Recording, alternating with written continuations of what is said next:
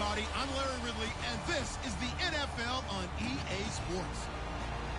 Two teams who need their quarterbacks to step up and lead their offenses on the gridiron today. It's the Broncos going up against the Dolphins. With that, let's head on down to Miami, where we'll hand it over to the two men calling our game.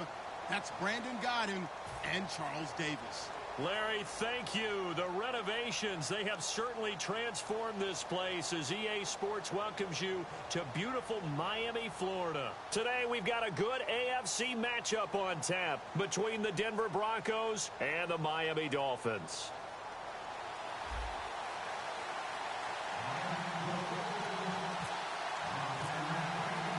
Getting ready is the kicker, Andrew Franks, and we are underway from Miami.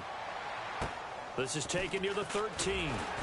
And not a bad return here. He gets it out to the 25-yard line. This Miami D, 4 interceptions, obviously very crucial to their Week 10 win over the Chargers. And when you can pick off Phillip Rivers 4 times and return 1 for a touchdown, Kiko Alonso, the linebacker that Miami picked up from last year from Philadelphia, you're really setting yourself up for big success, not just on offense, but your defensive confidence really rises.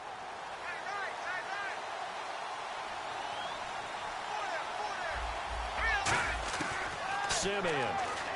Green with a catch left side. And able to break one tackle, but then quickly brought down. But a nice little gain. A good safe pass there right off the bat. That's almost a rhythm play. That's what we like to call it. Get them into rhythm early, something safe, something they're confident about, something they feel good. And once that's completed, then you just keep moving from there because the confidence elevates. Booker in Week 9 had just 10 carries against Oakland, but 24 in Week 10 in their win over the Saints. Yeah, 76 yards total, and that's not going to be a number that you will see very often with 24 carries from Devontae Booker. Usually, that type of volume means 100 yards or more for him on the day. Let's see what happens as he continues to carry the ball as the lead guy for Denver with C.J. Anderson not in the lineup. And he'll get it out a couple yards shy of midfield at the 48.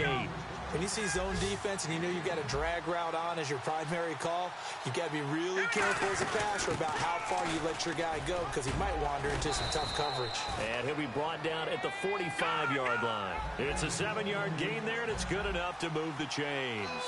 2nd and inches is oftentimes an invitation for an offense coordinator to take a big shot downfield because he feels like he can come back on 3rd down and pick up the 1st down. But sometimes you just don't want break tendency. Stay with what you are, stay with who you know, and go get the 1st down. That's exactly what they did. And a lot of the weight of this offense falls on the shoulders of the running back. That's because the offense knows if they give him any openings, any opportunities, he can turn it into a big play at any time. Now Simeon. He rifles one that's intercepted. It's the former Seahawk, Byron Maxwell. And they will take over at the 29-yard line. They told us repeatedly earlier in the week in our meetings, we need some plays from our defense here on the road early. They got one. And don't think they were above all week long pointing out to their defense that the other defense is rated higher than them. You going to let that happen, guys? Is that how we're going to play? And they responded to the challenge. And incomplete, a drop there in the middle third of the field. That'll bring up 2nd down. Time to feature the offensive starters and our first chance to get a look at Parker. Devontae Parker came out of Louisville with a guy who was known as a mature receiver. Runs routes really well, but the best part of his game, he'll jump over you at the end of a route and go get the football. Now it's the Boise State alum, Jay Ajayi. And he's brought down. Ajayi dropped down to being human again after a couple really good weeks. 79 yards on 19 carries. That's still pretty good. It's still pretty good. That's the human side that really we can relate to. Before that, he was superhuman. He was just rolling, right? 200-yard games back-to-back.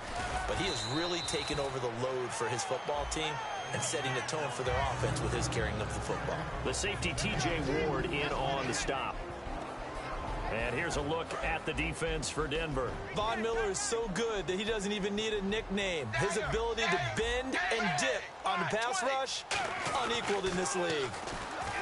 Now Tannehill over the middle and into the hands of his receiver Landry.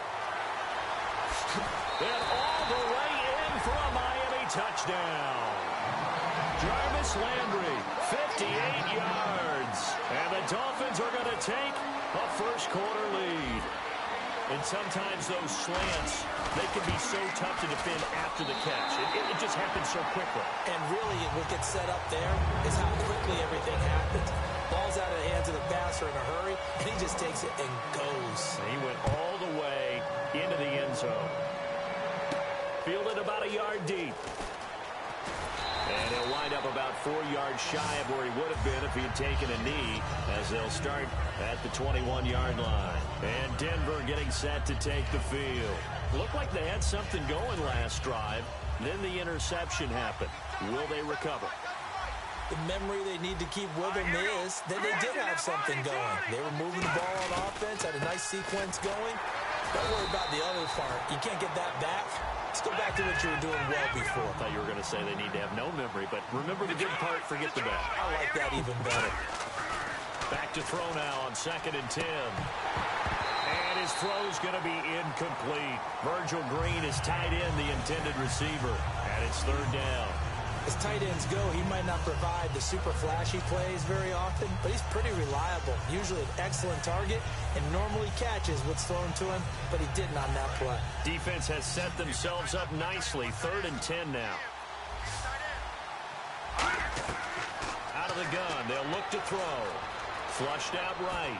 On the run, he'll let this go deep right side. And incomplete. He can't hang on. Would have been a nice catch. Instead, it brings up a 4th down. And when all else fails as a defender, when you're not there in the coverage, your best friend is exactly what we saw there. A big play shot taken by the offense. Unfortunately, it ended in a big drop. The offense staying out there. They look prepared to go here on 4th and 10.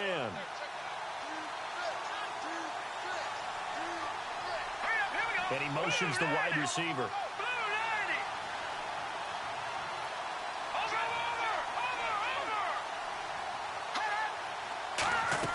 They'll try and throw for it here. Pressure from his right, and he goes down hard, flat on his back. Out comes the Dolphin offense now as they get set to take over here. And they'll just simply be looking to build off the confidence of the last time out where they scored a touchdown. And confidence is powerful, isn't it? When you've scored once, you feel like you can go back out there and get it done again. Doesn't matter what the defense throws at them. They feel like they're in a groove right now, and they want to get out there and show it. Yeah, hoping to stay in that groove here this go-around. How many times when we see an incomplete pass, we just look at the receiver and say, should have caught that one. That was a drop, and we just put it on the offense. How about a little credit for the defense there? They just forced an incompletion. Yeah, especially after starting in a tough spot. And he'll take this into the end zone for a Dolphins touchdown.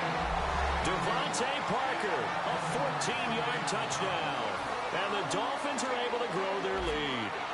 I know these wide receivers are about flash and dash and high-flying plays, but a good number of them played running back at some point in their career, and that's how they finish off a lot of their big plays, run after the catch. And this time he finishes off the big play in the end zone.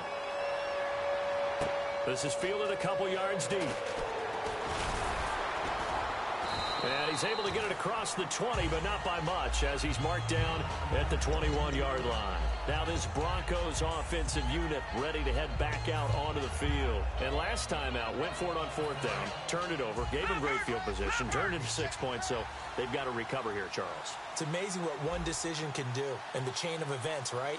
The decision to go for it on 4th down caused all of that. It caused every bit of it, but it showed confidence. Hey, I've got confidence in you guys. Go pick it up for them. Didn't happen. Also showed confidence in the defense. They didn't pick up their end of the bargain, so now they've got to come back out and start over and rebuild that confidence. Nowhere to go here. He lost the football. Nowhere to go here. He lost the football. And this is picked up by the Dolphins. And he'll bring it back to the 9-yard line. And the Dolphins getting set to go here. And that recipe on their last drive that resulted in a touchdown looked pretty good, so they'll be hoping to do that once more. And it takes me back to when we sat with the offensive coordinator and the head coach. They felt pretty good about their game plan and thought there were some holes in the defense, and they exploited them the last time out. Let's see if they can come back and put together a similar drive. And we'll see if they... And he will take it in for a Dolphins touchdown. Their big tight end from 8 yards out, and the Dolphins add on to their lead. Well, Brandon, if we go back to our meeting with the offensive coordinator, he showed us his script. Didn't show us everything now. He said, here's the script for the game. I think everything's going according to plan in a big way. 3 drives, 3 touchdowns. Yeah, that's about as good. That is as good as you can do, I guess. So, well done. Yeah, well done indeed. Tremendous execution. And the decision to bring it out is going to cost him about 7 yards all told as he's taken down back shy of the 20. The Bronco offense now set to come back out onto the field. And the turnover last time, that's sort of been symptomatic of their struggles here in this one. Big word. I like it, though, because you're exactly right. Like that, don't you? All game long, they've struggled moving the ball, turning it over on the last possession. So that word again, symptomatic? Yeah. I like that. Your analysis, symptomatic of the success of this broadcast. What I like is that you gave me the word, and I just kept using it. Right back to Bunker. And this time not as successful as he'll get back to the line of scrimmage and no more. Not enough there for a first. No gain, as a matter of fact. And it leaves him at 3rd and 1. Now back to throw. And incomplete. The contact made the ball roam free and brings up 4th down. Normally, he's pretty reliable. Usually catches what's thrown to him. On that play, he simply dropped it. And how about this one now? In their own territory, a gutsy call. They're going to go for this on 4th and a yard. They're indeed going for it as they look to throw. Sanders has it over the middle. Boy, a curious decision to go for it. Doesn't pan out. And the Dolphins get the football in great field position. And they'll start this drive with very good field position.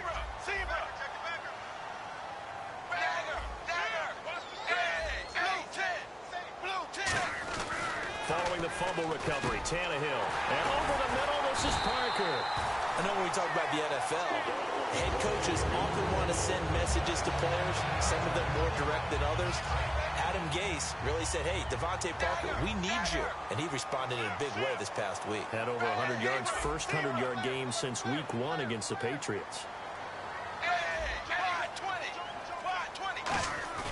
Now a play fake here on 1st down. That is caught. And he'll take this into the end zone for a Dolphins touchdown. Kenny Stills, a 16-yard touchdown. And the Dolphins are able to grow their lead. Now Franks for the extra point. And he pushed it right. It's no good. Franks now on to kick it away after the touchdown. Fielded about a yard deep. And he'll wind up about 4 yards shy of where he would have been if he had taken a knee, as they'll start at the 21-yard line. And Denver getting set to take the field. And last time this unit was out here, costly turnover, and then that turned into 6 points. They've got to make amends. And how many times have we sat in meetings with coaches and they use the term complementary football? Offense take care of the defense, defense take care of the offense. That didn't happen on the last possession. This is a chance for them to pick themselves back up and help their team. Yeah, we'll see if they can recoup and recover. Then he drops it incomplete, and their struggles continue here. We know it's not an easy job to go out and catch passes when people are trying to tackle you and knock the ball away. But the bottom line is, that's a pass he's got to have and a pass he should have caught. Now Simeon. Hit as he throws there, incomplete. Demaryius Thomas, the intended receiver. And now it's 4th down. Here's Riley Dixon now. The dangerous Jarvis Landry back for Miami.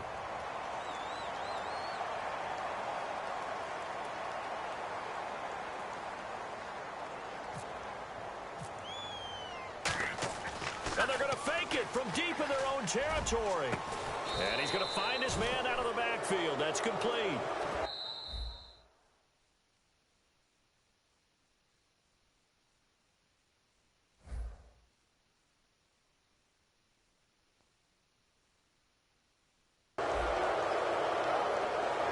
Back alongside Charles Davis, I'm Brandon Gaudin. It's Bronco football to begin quarter number 2. And they're on the move here. They've got it 1st and 10. So after that big gain, let's see what else the offense has up its sleeve. And the D-line pinching together must be expecting the run. Booker on first down. Oh, he's got some breathing room. And he's going to fight his way forward here for a modest gain. It's a 6-yard pickup, and it gets him to 2nd and 4. This drive is turning into an extended one, and the guy carrying the ball, he's becoming more like a body blows guy. Every carry is putting some damage on the defense. So after a while, I'm not too sure how many guys are going to want to run up and tackle him. That one goes for 24 yards. Looked like the defense put pretty good pressure on him, but he's able to flush out to his right to try and evade people. On the run, had to get on his horse. Still accurately throws a nice pass for a first down. Call it no gain on the play, and it'll be 2nd down. He's fumbled already once, Charles. I'm not going to say that was in his mind there, but I'm sure that during some of these plays he is mindful of it. And once you fumble the ball, you know what your team tells you and your coaching staff? Take care of it. Rest of the game. And it does get in your mind a little bit, and sometimes that slows down your effort in trying to get free from tackles. And the defenders know it too. They sniff that out, don't they? Everybody wants to swarm the football. You know what the rule is. First guy, hold up the runner. Everyone else try and get there and strip the ball free. Simeon, and he can't come up with a pick. Nearly his 2nd of the game. Instead, 4th down. The name of the game, as always on defense, put pressure on the quarterback. And that's exactly what they've done today. Looks like they've got him a little bit rattled. That would have been the 2nd interception in the first half. Detroit! Let's go! Now a shotgun snap as they'll look to throw. Looking for Green, and it's intercepted. Picked off by Kiko Alonso. And this one will be brought back.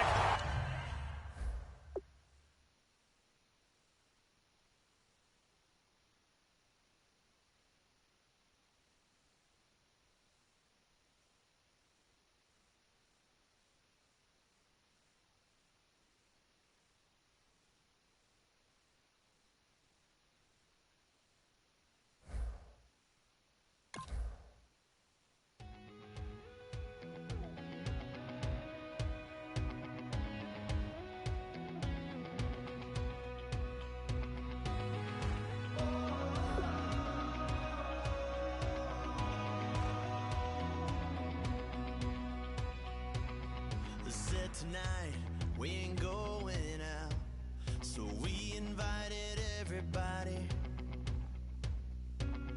The made, well, they're way too strong, but ain't nobody saying sorry. The speaker's so blown, no one knows what it is, but we keep it on repeat 'cause we don't want it to end. We got the rest of our lives for the rest of our lives. And the rest of tonight for whatever feels right. We're doing it our way, just acting our age. One day we'll look back just shaking our heads. But right now we're too fast to slow down just yet. We're doing it our way, just acting our age. Just acting our age. There's people here that I just met, but we're acting like we go back. It's 3 a.m., but we ain't done yet. Trying our best to make it last. Freedom running through us like an open. We're too high on being young, and there's still to race. We've got the rest of our lives for the rest of our lives, and the rest of tonight for whatever feels right. We're doing it our way, just acting our age. One day we'll look back just shaking our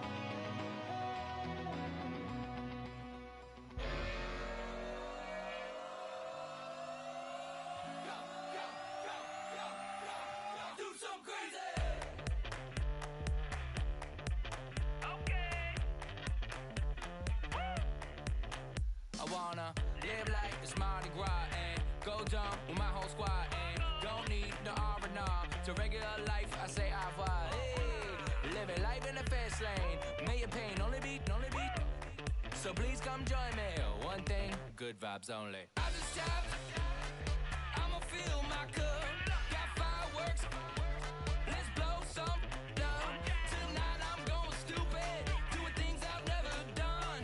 We all got one thing in common. We just wanna have fun. Hey. So what you wanna do? So what you wanna do? I think I'm gonna do something crazy.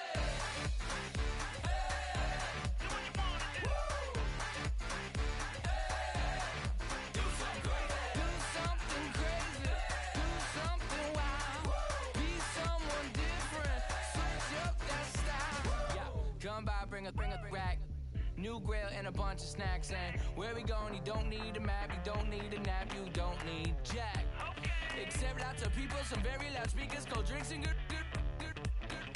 Join me, one thing, good vibes only. I just stopped, I'ma fill my cup.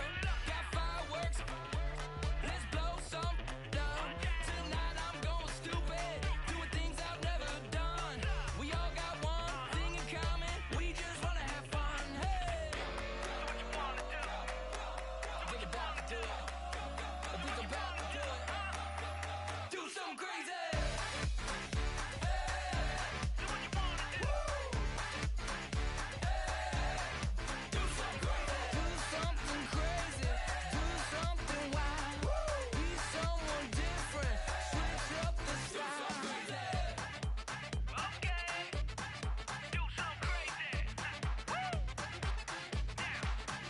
Down.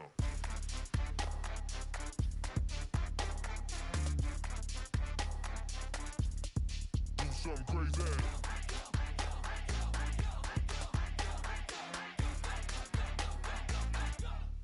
Do something crazy. I just stopped. I'ma fill my cup. Got fireworks. Let's blow some down. Tonight I'm going stupid. Doing things I've never done. We all got one thing in common. We just wanna have fun. Hey, so what you wanna do? I think about to do it. I think about to do it. Do something crazy.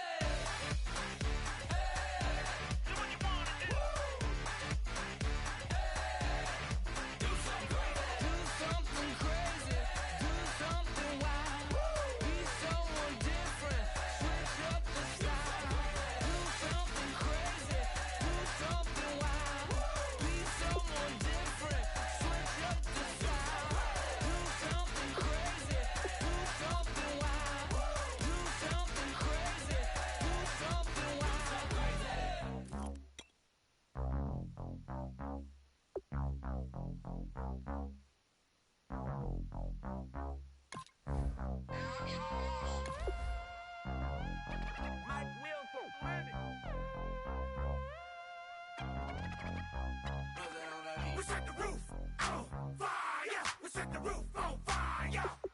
We set the roof on fire. We set the roof on fire. We set the roof on fire. We set the roof on fire. We set the roof on fire. We set the roof on fire. We set the roof. We set the roof.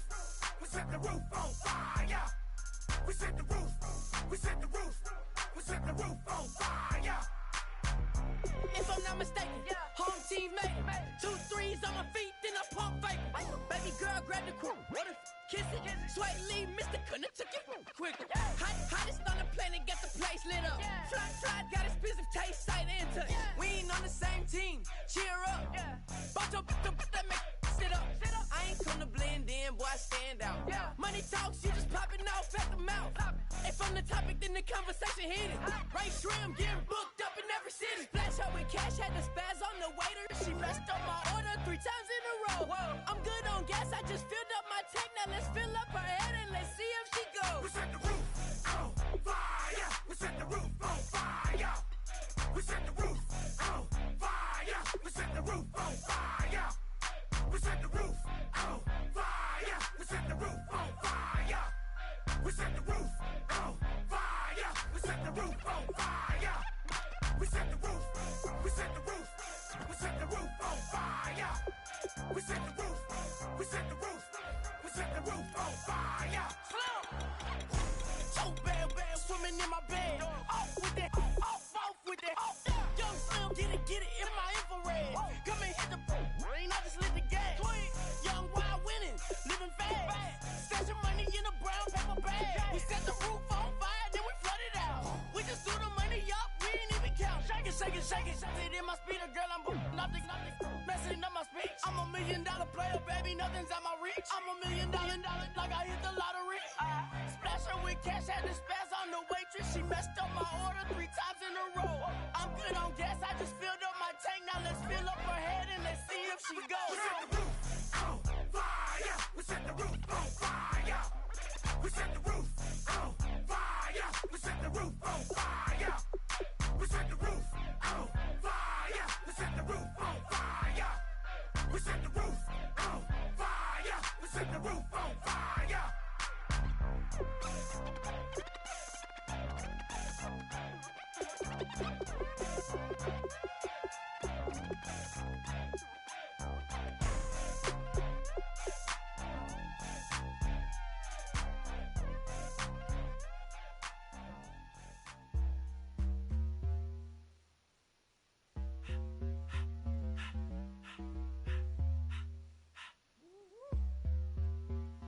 All up in my face, you're not from the clique. Give me space, we might ride it. Most say that, baby, they don't love the clique. I thought they love you when you make it. This a mother. Yeah, this a mother. Friends and business don't mix, so I'm brotherless. Trying to get back close, hit them with the stiff. Gears I shift, make sure they feel the drift. Just cop the Benz, oh, with the tick. You should know, cause in every song I said, yeah, in every song I said, I'm just proud of my accomplishments. I'm a 400, I don't care at all. Have a head on. Heard you talking about I'm real, I'm fraud. Your kids and broad, they straight, you shouldn't care at all. Please tell me why you always leave. Why you wait? Please tell me why you always leave. Please tell me why you always leave. Why you wait? Please tell me why you always leave. Please tell me why you always leave. Why you wait? Please tell me why you always leave. Please tell me why you always leave. Why you wait?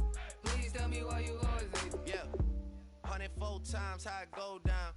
Slaps on deck for the whole town. On mamas, man, I did it with my own sound. And I got my own city that I hold down. Just admit it already. You got plans to do it, boy, we did it already. Got a couple DMs, I done slid in already. Gotta ask YG if he hit it already. Yeah, I'm a star like Moesha's. Running up the numbers like Aisha's. Yeah, I be sliding, I be creeping. Girls these days, they just don't know how to keep it. But I got it all handled. They try to box me in, I got my own angles, yeah.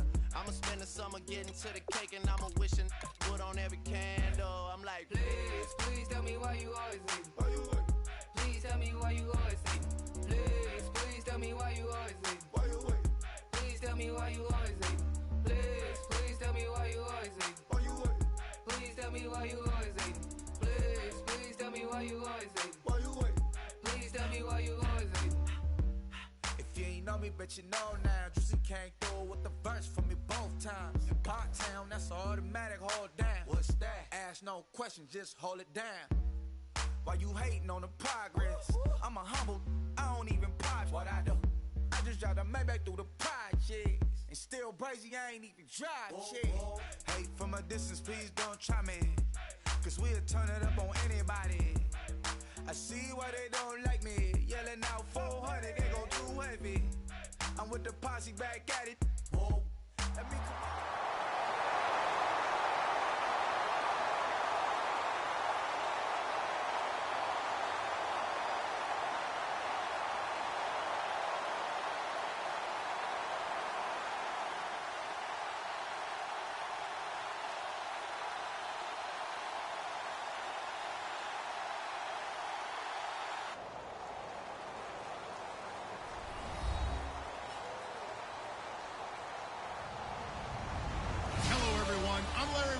Welcome to the NFL on EA Sports.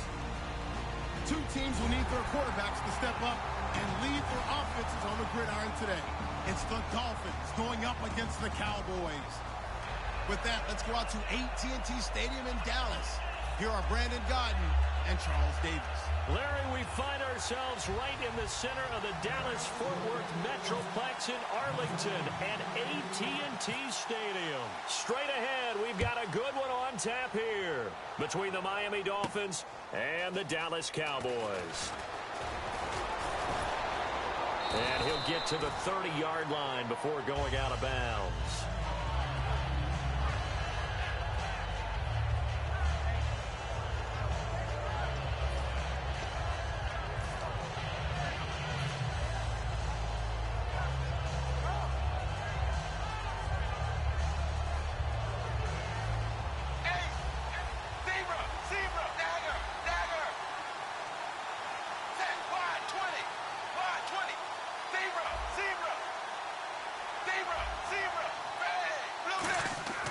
On first down, Tannehill. And his first look is incomplete. And this O-line, it is the lifeblood of the offense. They established the tone. Mean, nasty, physical. They can't wait to get after people. That allows the rest of the offense to feel confident. Here comes the D swarming to the line. Now it's Ajayi. You know, last week, Charles, I asked you about this Dallas defense. What do you make of them? 8-1, so much hype about the offense. Let's turn it defensive. And they're a defense that really doesn't care about who gets the credit. And I know that's one of those great cliches. But they don't have that superstar that everyone just latches onto, except maybe Sean Lee, their linebacker, who I think is a marvelous player all over the field when he's out there. But also, in this game, as we return to the Pittsburgh area where he grew up, and grew up a Steelers fan, it had to be very sweet for him to take away a victory. Exactly. Get to 8-1. I remember when I was a kid and all I wanted was a nickel so I could get that soda down at the fountain. And guess what? The nickel came into play well. 5 defensive backs, they covered well, allowed for the sacks. Sodas were a nickel when you were a kid? No, I just needed the extra nickel so I could pay the proper price. Okay, how much were they? A dime? What were they? 15 cents. It'll wind up just a 35-yard punt, no return. And the Cowboys will take over the football with a 1st and 10.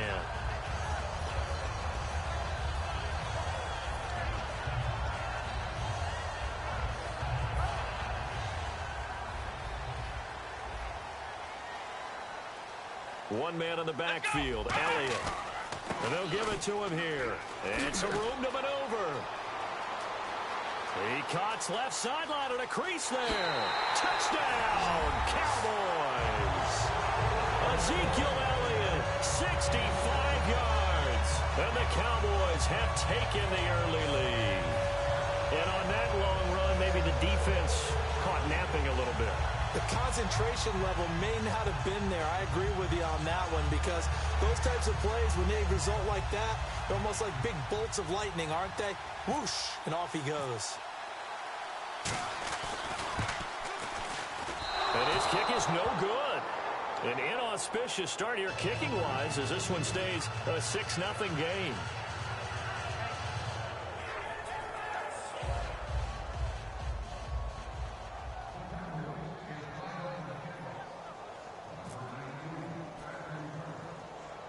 Bailey now to kick it away after the touchdown. And a short kick, taking it about the 16. And they're going to start this drive in pretty good shape as they get it up past the 30. And out come the Dolphins now. And they'll certainly be trying to do better than that first drive where they went 3 and out. And sometimes the first drive is just simply to settle nerves. You know what it's like at the start of a game with the emotion. Guys are a little bit jumpy. But you do. Oh, you understand the same way. Just like us calling one, right? Making sure we ease into the game, let it come to us. Well, you went 3 and out. Have that opportunity. No, you didn't go 3 and out. I went 3 and out on that first drive. I'll try to do better here.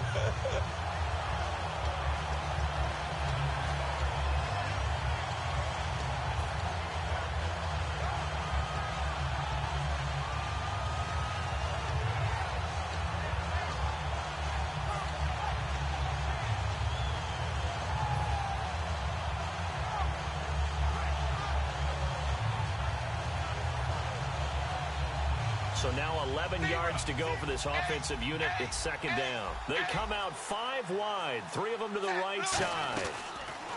To throw on 2nd down is Tannehill. And Stills over the middle.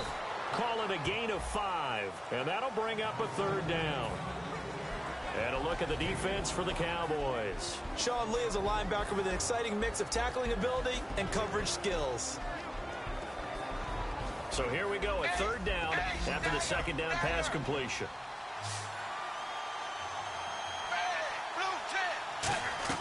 Throwing on third down, Tannehill. It's caught, Stills, right side. And he's got a first down as he's up to the 48. Give him 12 yards on that one. It earns him a fresh set of downs. He went full scale, loose, flexible, finding a way to catch the ball in some traffic for a key first down. Yeah, really a nice job of adjusting to the ball in the air. Not the most accurate of throws, but able to adjust and make the grab. And he'll be taken down, but not before getting this inside the 30. They get 25 yards out of that one. And it's first down, Miami. So after that big play, let's see if they can catch their defense maybe on their heels. And the D looking like they may blitz. Now Tannehill. They dump off underneath to Ajayi. And he'll get it down this time to the 17. It'll be a gain of 9, and it'll be second and about a yard. Not only did we just see back-to-back nice gains, but we're also seeing... And now he lost the football. Look at the big man rumble. It's picked up by the Cowboys. He's at the 30. And this is going to be brought back for a fumble return touchdown by the Cowboys. And give some kudos to the defensive coordinator, I think, here. They bring the blitz, they dial it up, and it turns into 6 points for them. It's so nice to hear you actually give kudos to the defense. It is so nice. You're such an offensive guy like that. I love it. He dialed things up, and boy, a big play resulted for his guys. Well, you like the credit to the defense there, right, my friend? Yeah, do I ever? And he atones for his miss the first time around as this one is up and good to extend their lead.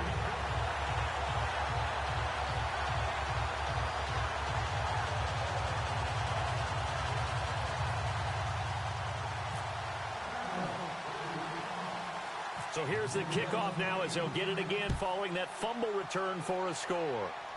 And a short kick, taking it about the 16. And he'll take it past the 25 and up to the 28-yard line. Out comes the Miami offensive unit now. They get set to take over.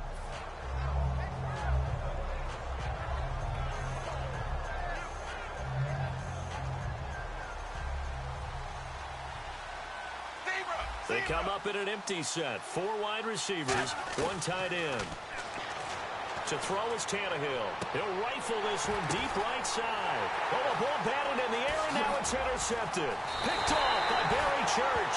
Here comes the 11 on offense back onto the field for Dallas. And Ezekiel Elliott effusively praised his O-line after their Week 10 win. Said, bottom line, I'm running behind the best O-line in the league. And he's right. And they invested in this offensive line. Travis Frederick, the center, was a Pro Bowl guy, a first-round pick. Tyron Smith, left tackle, first-round pick. Zach Martin, right guard, first-round pick. No accident, they're all Pro Bowlers and all Pro players.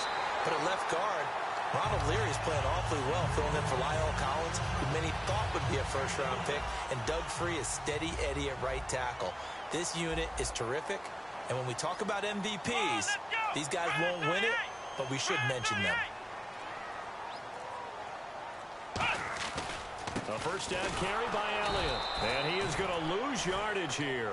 That's going to go as a loss of 2, and it'll be second down. And the offense there, the O-line, everybody really on offense, they were just manhandled at the point of attack. Yeah, you could pretty much call them all out, couldn't you? Almost by name, right? That was a very tough sequence for the offensive line. But how about that defensive front creating a new line of scrimmage and creating a lost yardage possibility? Now Prescott. And that one got tipped, kind of threw everything off. It brings up third. Anytime a ball's thrown in the middle of the field that's popped up in the air, I expect someone to catch. It doesn't matter whether it's offense or defense because there's usually a great amount of bodies in that part of the field. In this case, no one came up with it. Here's Prescott. Cole Beasley, the intended target. And he couldn't hang on to it through the contact. Incomplete.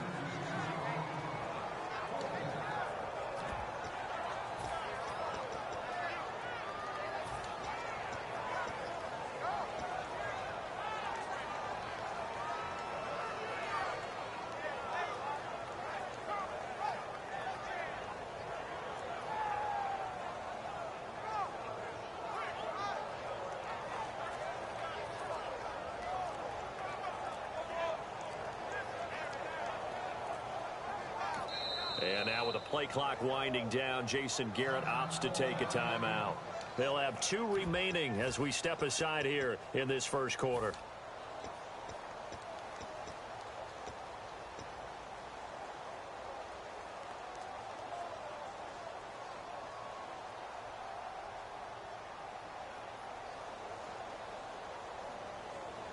Now look at this, 4th and 12, and they're going to line up to go for it. Let's go! Grand 38! Grand flex round! Flex round! From the shotgun, he'll look to throw. And this is going to be intercepted. A great read, and it's picked off. And a big turnover there as his guys will get the football back. So now here come the Dolphins. And last time, 1 play interception. So this offense, they should be fresh. That's a good way of putting it. And I can't wait to see what they decide to do with play calling. Because a 1-play drive where you throw an interception, a lot of people think the very next time out, run the football, don't give them a chance. Maybe play action? I think maybe you go play action, show your quarterback, you get a little confidence in him, and let him fling another one. They come out with 1 back and 3 tight ends. They'll begin the drive with a jive. And he'll take this up only to about his 18-yard line. Give him 3 on first down. It'll set up a 2nd and 7.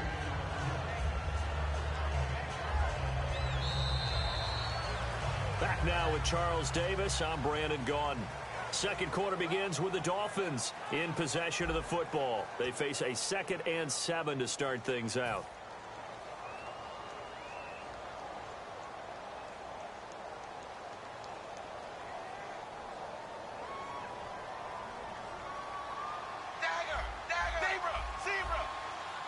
Defense showing blitz.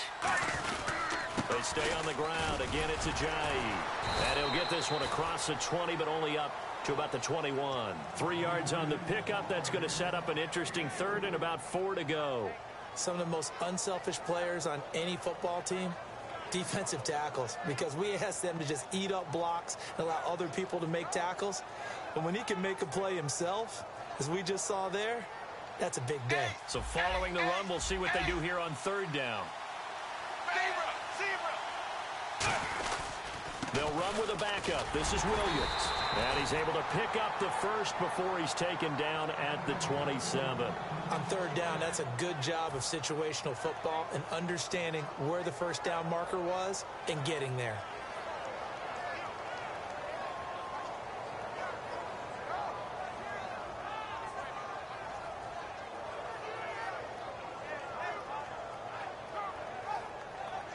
So the run gets them the first, and now they operate with a fresh set of downs. On 1st and 10, Tannehill looking for the out route. It's completed to Landry. And he is out of bounds on the other side of midfield. They get 25 yards out of that one. And the Dolphins have a first down.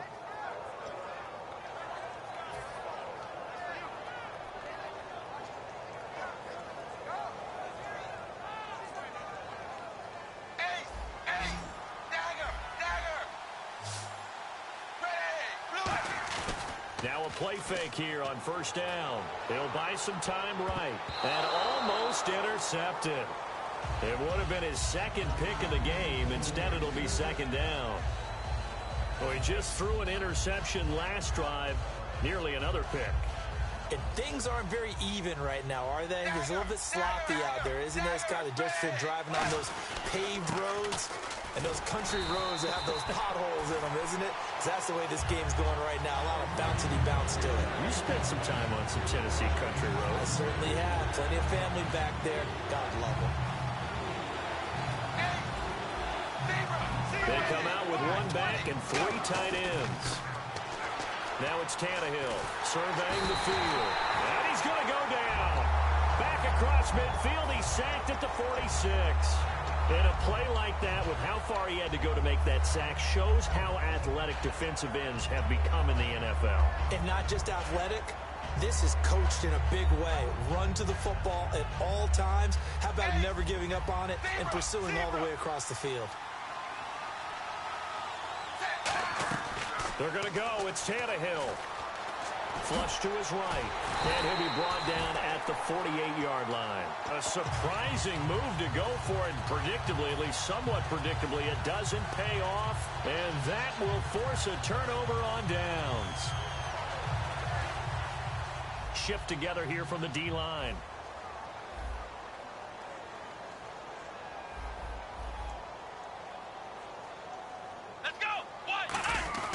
Trying to shake off the interception from the last drive. He'll look to throw.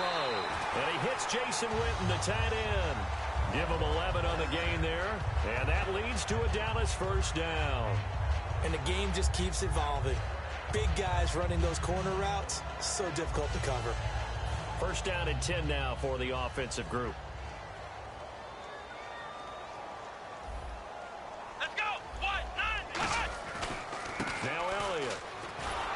This one's going to go the wrong way. Losing yardage back at the 42. That's going to go as a loss of a yard, and it'll be second down. A little bit of ground to make up for the offense as they face a 2nd and 11.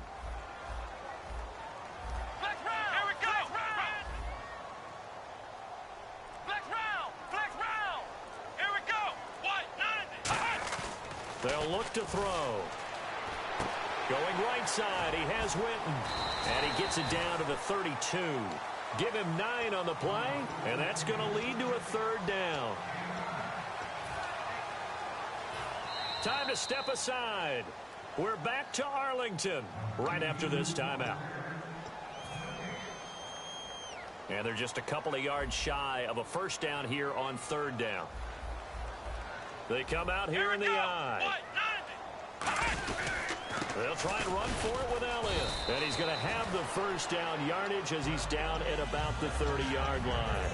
I don't know about you, but that almost felt like old-time football there. 3rd and 2 is not necessarily just a running down anymore. A lot of times they want to throw the ball. They went back to the roots and powered forward and got the first down. They go play action here on first down. He's going to get this one out to his fullback. Call it a 3-yard gain, and it'll make it a 2nd down. I wouldn't be surprised to see the next step in utilizing this position is to actually utilize more of a scat back in this spot, because we saw the catch there, right? He made it, but he's a bigger, stronger guy, maybe not quite as elusive as maybe someone else you would put in. Yeah, didn't get the big yardage there you might out of a smaller back. He's going to flip that out to the flat. It's complete. It's a loss of 2, now 3rd down. And never good on a pass completion there to go the wrong way. Lost yardage. No, for some reason it seems to work better when you throw it downfield or you can move the ball downfield running it that way, doesn't it? But in this case, if you're the defensive guys, you're energized, executed well, and you caused a lost yardage play. That's going to feel good and look great in film. Here's Prescott. He hits Beasley right side. And he'll be brought down at the 27-yard line. It'll be a pickup of just 2, and that'll bring up 4th down. They didn't get the first down, but I have to say I do like the call. I like what they were trying to do. Try and hit your receiver on the run and see if he can pick it up. Keep it on his feet, get a little rack yardage. Yeah, but a nice job defensively to get to him and keep him short of the first. Now the Dolphins are going to halt the action here. It's a timeout. It's just their first, so they'll have 2 remaining here before we get to halftime.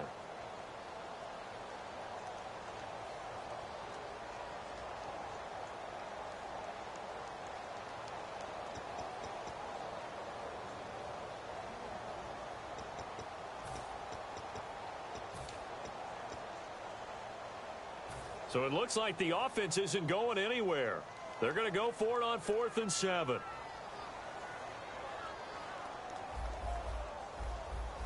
Come on, let's go! Ohio! Now Prescott. Complete to Jason Witten. And he picks up the first down yardage as he takes it down to the 16. Now whistles come in. We're going to get a timeout here by the offense. So that means they're down to 1 remaining here as we head toward halftime. Possible run anticipation here as the D-line sandwiches together.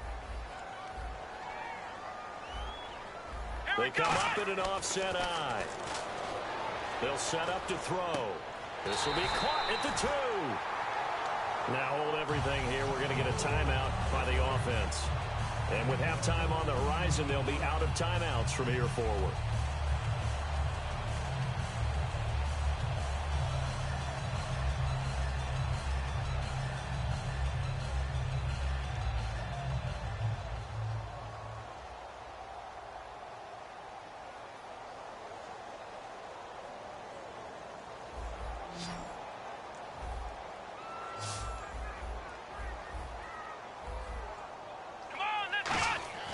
They'll stick with the passing game as he looks to throw.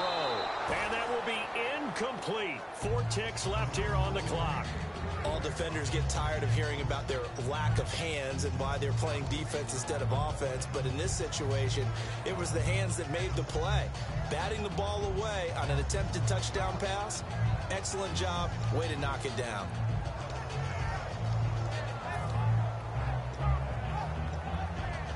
So with 4 seconds to go in the half, here's the field goal unit onto the field. From the right hash at a bit of a tight angle. And Bailey able to knock it through.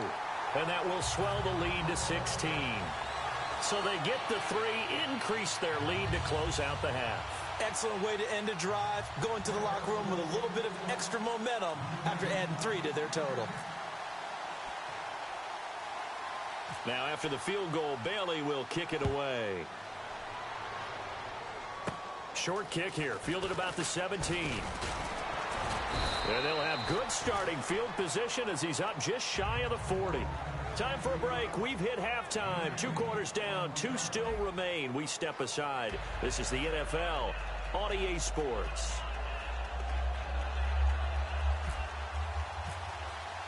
Both teams appear ready for the fight ahead, and we resume action here in quarter number 3. That's fielded in the end zone.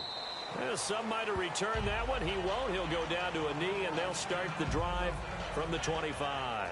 Out come the Cowboys now as they'll go on offense first here in this 3rd quarter. They built a good first half lead. Now they have a chance to add on to it. And what I'm thinking is that the offensive staff spent the entire halftime just working with them on, here's what we think they're going to do to attack us in the second half. Nice first half that we've had, guys, but be prepared for some change-ups. We're going to see them when we kick it off in the second half. See how they handle any adjustments that might be made defensively. They'll set up the screen to Elliott. And he's brought down. No, not a good sign here. He is still down on the field. And he's obviously an integral part of this offense. And the D-line pinching together must be expecting the run.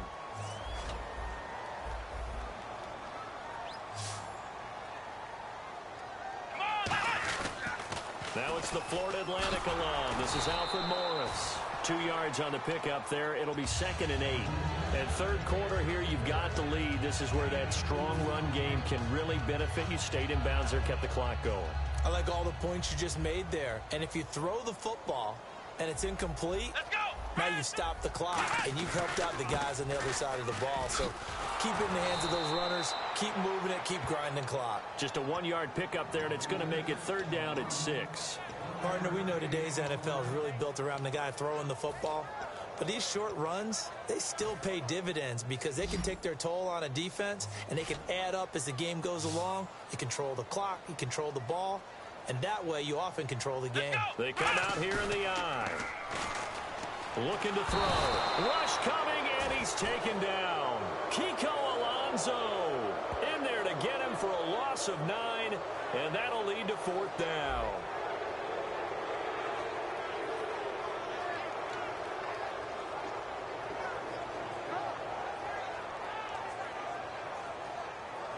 Out now comes the Cowboys punter. And the way this offense has moved the ball, he hasn't been needed till here in the 3rd.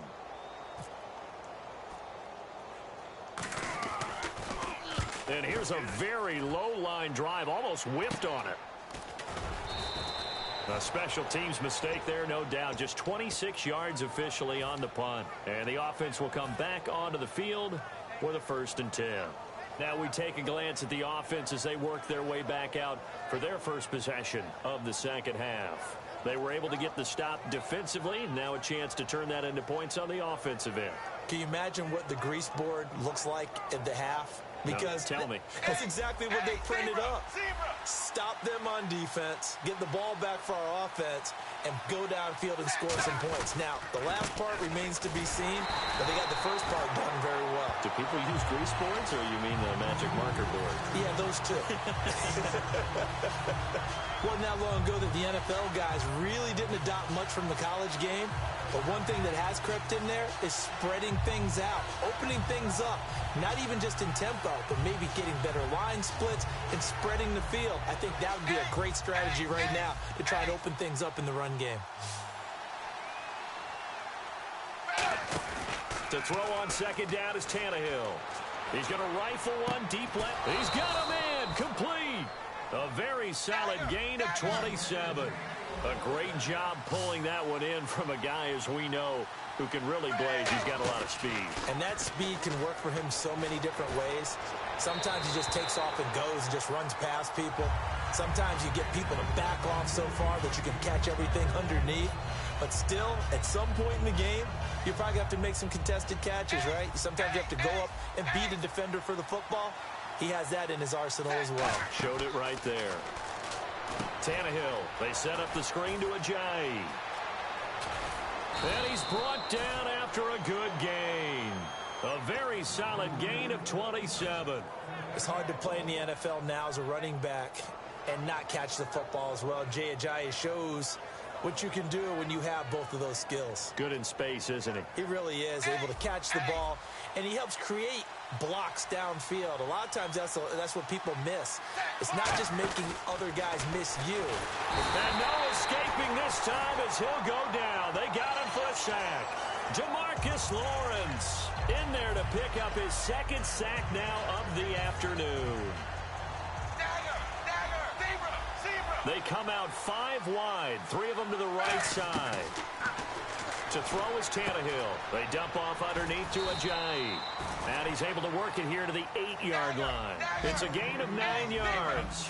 And just like that, it's third down. Now the defense definitely showing blitz here.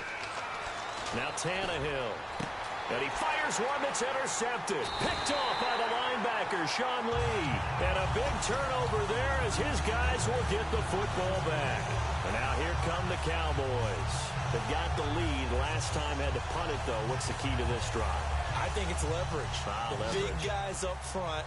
You know the motivational speech on the sideline is, guys, give us an opportunity. Protect the passer, create space for our runners, and let's go ahead and get these guys. Low man wins. Let's go do it on this drive. We'll watch that leverage on this drive. Second down to the offense in search of 6 yards. Not a run that you're going to write home about, but still a good first down run. That's what an offense calls staying on schedule. 3 to 4 yards on first down, you're set up very well for the rest of the drive. Trying to bounce it outside, but he's only able to get it back to the line of scrimmage. No gain on the play there, so they're left with a third down and 6. And he had a great read there from his free safety position. And, Charles, you know with those guys, it's all about their eyes. They have to be laser-focused.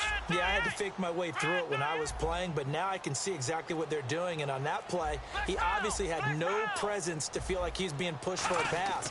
And without that, that allowed him to get up to the line of scrimmage and hold him to no gain. It's a short one here, complete to the tight end. And how about the call here? They need 2 yards in their own territory on fourth down, and they're going to go for it. They're going to try and throw. Complete to Jason Witten. 4 yards on the pickup. And on fourth down, they're able to convert and move the sticks. And now they're in the hurry-up. I don't know if I agree with that. I guess they don't care if I agree with that. But, boy, you have to be surprised by that, right? I definitely was surprised that they decided to go for it in this situation. But they must have either felt like they either had a great play call on or they're trying to show extreme confidence. It's a tried-and-true formula, and I don't think it'll change for as long as we play football. If someone's trying to throw the ball and you can put pressure on them and make it tough, that's only going to help your defense. Yeah, he's since being hurried. He got rid of it before taking the hit, but incomplete.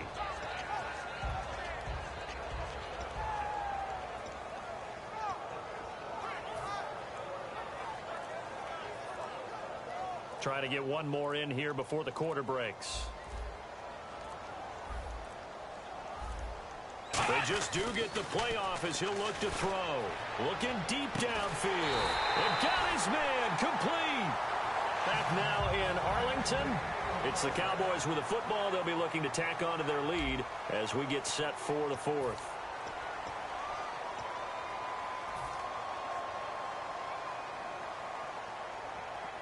And here comes play number 6 on this drive. They come out 5 wide, 3 of them to the right side. Looking to jam the receivers at the line here. Press coverage look defensively. Here's Prescott. And on the left side, he's got Witten. And he'll get nothing out of that one. Just a 1-yard pickup on the play, and it'll bring up a second down. Well, the strategy was evident there. Get it to your tight end and make it a one-on-one play with a cornerback. Who's usually going to win that one? The tight end, but not there. Not in this situation. How about the corner defeating that logic and making a really nice tackle? Call it a gain of 5 that time, and they'll be left with a 3rd and about 4. This will be the 8th play of the drive here. 3rd and 4.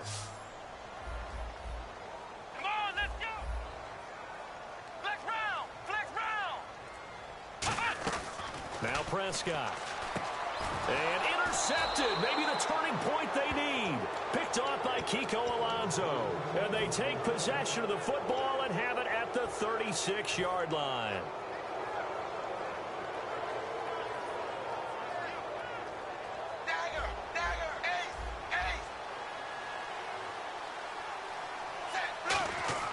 After the interception, here's Tannehill. Finding time.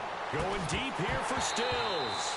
He was trying to get that one to Kenny Stills. And that'll bring up second down. Well, they went for the big play there, but that drop could really hurt their momentum. They come out here in the eye. 2nd and 10. Tannehill once more. Backing up. He's going to let it go again. And that's caught inside the 30. They give him a gain of 38. And at this stage, down in the second half, looks like they just wanted to find a way to get it in the hands of their playmaker, and they did. I think you're exactly right. I don't think the coordinator's looking at his play sheet and trying to figure out which play will work well. He's trying to figure out how to get the ball to the playmaker that you just described. Looking down at that sheet, you find people plays, not necessarily X's and O's, and that's exactly what they did there.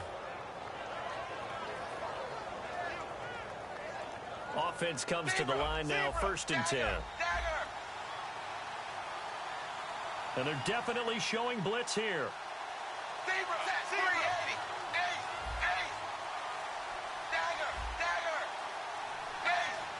Play clock winding down. Tannehill now, they give to Ajayi. Oh, he pulled, and he will take it in for a Dolphins touchdown. Jay Ajayi, a 16-yard touchdown run. And the Dolphins are able to cut into this lead. And there you go. Nothing really too complex. Block, keep to your assignments, let them run it in. They did it. Fundamental football. Good blocking, beats good tackling on that play. End result, touchdown. Wide 20. Tannehill looking to throw. And they're going to get the 2. It's caught. So they get the conversion. And now we're back to a 1-score game. Frank's now on to kick it away after the touchdown. That'll be taken in the end zone. And in hindsight, probably should have stayed where he was, as he'll only get back to the 16-yard line. And now Dallas gets set to take the field. And the interception last time on the opponent's side of the field, certainly not what they wanted. Put it mildly, that is so frustrating because that signifies there's a drive going on. You're in a good spot, great place to run some of your best offense. Instead, they turn the ball over. Yeah, turned the ball over last time. See if they can avoid doing it here. Let's go. They'll start the drive with Elliott. And the big boys up front, they're going to stop him right at the line. No gain on the play. It'll be second down. The fourth quarter here, they've got the lead. They want to keep it on the ground. That's what they're doing. Smart football. Keep the clock grinding. Keep it going. But you got to figure now, they're going to see more people stacked up at the line of scrimmage as they try and bleed it out. They go to Elliott again.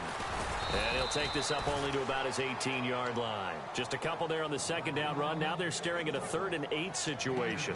Well, so many times we look at a short run and we praise the offense for trying to set the tempo and establish things. But the defensive guys, hey, they just won the battle there. It wasn't a big run given up. They don't always have to absorb the body blows. Sometimes they dish them out themselves. On 3rd down, he'll drop to throw. Now they go screen. It's complete. A loss of a yard, and it brings up 4th. Well, you can see what they wanted to do. They wanted to set up the screen there, but it got blown up. It's hard to run that play if you're not getting a lot of pressure at the quarterback because the space doesn't open up. They were able to read that one and slow it down and stop it before they could get a 1st down. Time for a break. We're back to see what happens after this.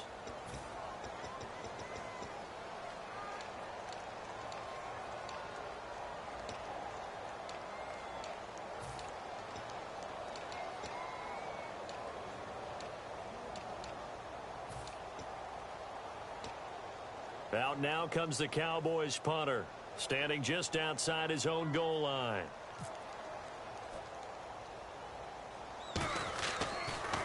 And now a low liner. I think he mishit it. And certainly not the greatest of kicks there. This one will be down inside their own 40-yard line. And the Dolphins offense now ready to go back out on the field. Last time they were out, they scored. Still trailing here, though, so some work to do. But it's okay in terms of mindset. Because they scored the last time, they're not quite as worried about being down on the scoreboard because now their confidence is a little bit higher. They feel like they've got something going, and they feel like they can attack again and put more points on the board. Are you scoreboard watching if you're the offense, or are you just focused on this drive? We wouldn't be telling the truth if we said that they didn't scoreboard watch. Everyone does it to some extent, but you've got to set it aside right now and just focus on this series. That'll take care of the scoreboard if they punch it into the end zone. He's back to throw. And, a crusher there as it's intercepted. Picked off here by Anthony Hitchens. And they have possession, and they have it at the 38-yard line. The Cowboys offense heading back out and ready to go again. They have the lead, obviously, late in the game. I guess the good news for them is if for some reason they would make a mistake, a field goal does the opposition no good. Everyone loves to have a little bit of a cushion, and that helps you immeasurably. But the bottom line is, do all the things that you're taught in order to close out the game. Now the Dolphins are going to halt the action here. It's a timeout. It's just their first. They've got 2 more to use here in the final stages.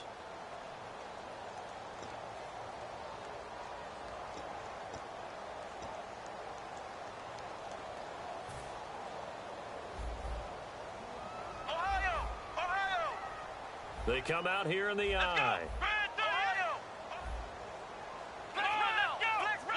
Bryant, the lone receiver, left. They'll drop to throw. Going right side, he has Winton. It's a 9-yard pickup on the play, and that is going to set up a 3rd and 1. So much goes into a successful play, doesn't it? How about that play action there, freezing the defense just enough to bring the tight end free downfield for the completion. On 3rd down, Elliott. And he'll maybe get back to the line of scrimmage, but no more than that. No gain there on the play, and that's going to leave him with a 4th down.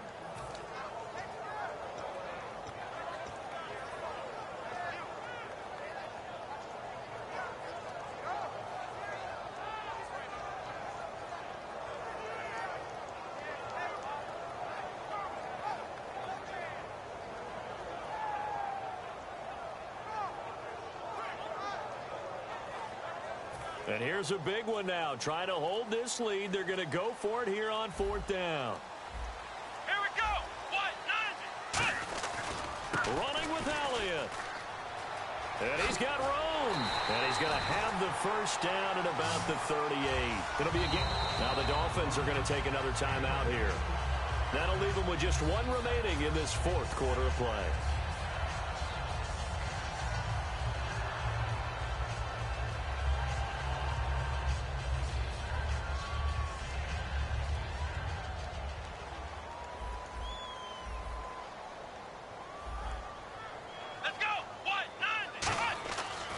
Looks like he'll throw here. They'll set up the screen to Elliott. And he is out of bounds right around the 10-yard line. A really good pickup of 28 yards. Well, coaches always talk about finding balance on offense. I don't think you can get much more balance than this. Big-time run, big-time pass. A 1-2 combination looked pretty good. How about that? Let's see if they can continue to take that kind of a punch, though. Let's go! And it's 1st and goal now, but still 10 yards to go. This is Elliott. And able to push his way forward here for a good little gain. Now, hang on here. Timeout called by the defense. It'll be their 3rd and final timeout, so as they talk things over, we'll step aside.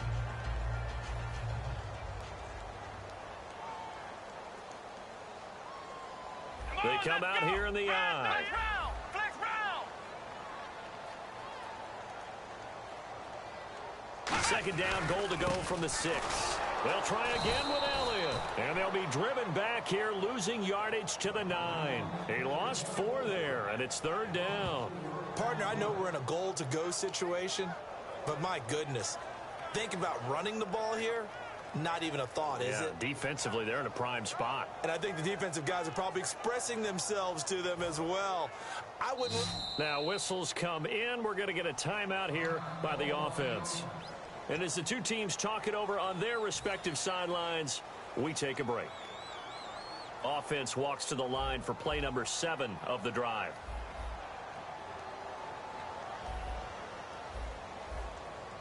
Here we go. Here's Prescott. And it's incomplete. They're still throwing to the very end, but now this game is over. And, Charles, I think when the schedule comes out, all teams, no matter where they're predicted to finish, talk about protecting your home turf. They were able to do that here in this one. Similar to a tennis match, right? Not letting them break your serve. That way you hold on to it. They got it done, and they feel very good about that victory.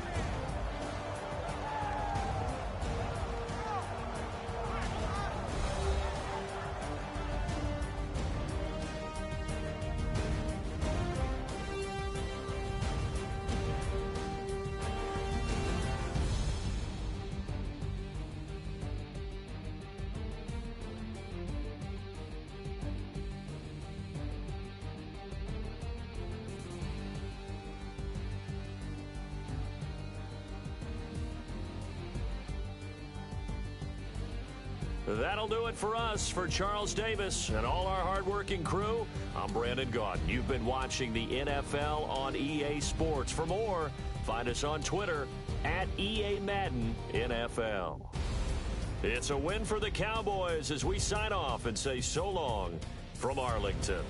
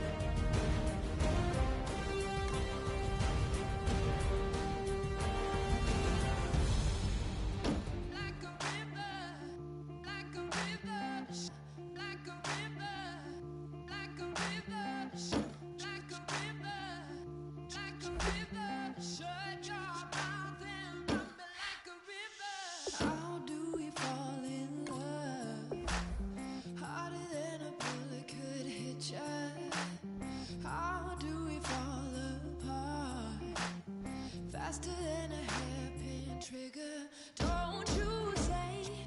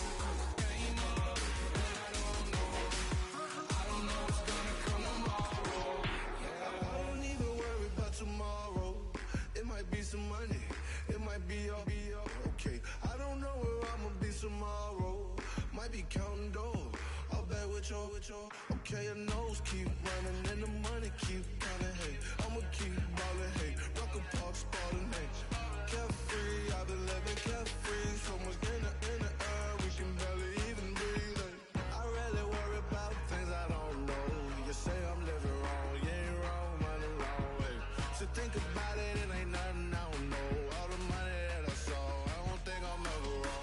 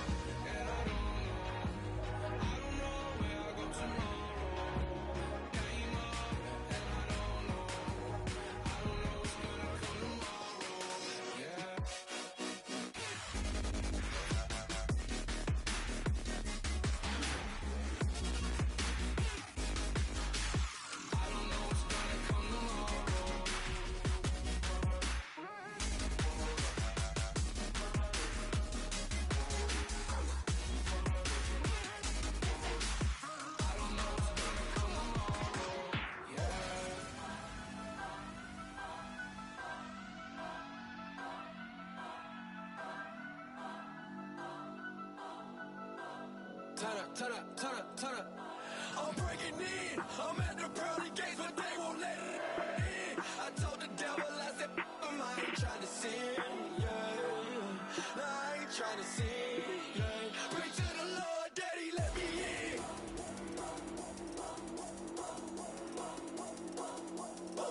I'm breaking in.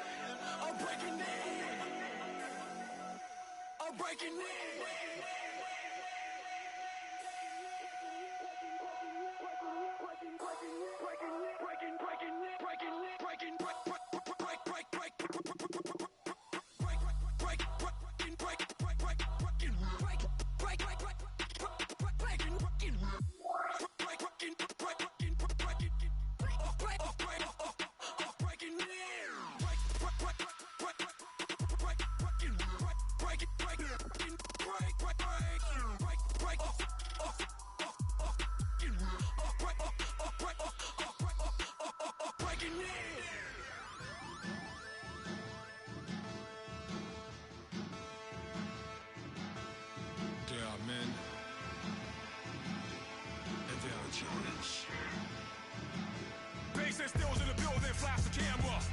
I'ma drop the hammer. Things done changed the hip-hop since I let Bobby out the slammer. Hip-hop start on the East Coast and then move west down to Bama.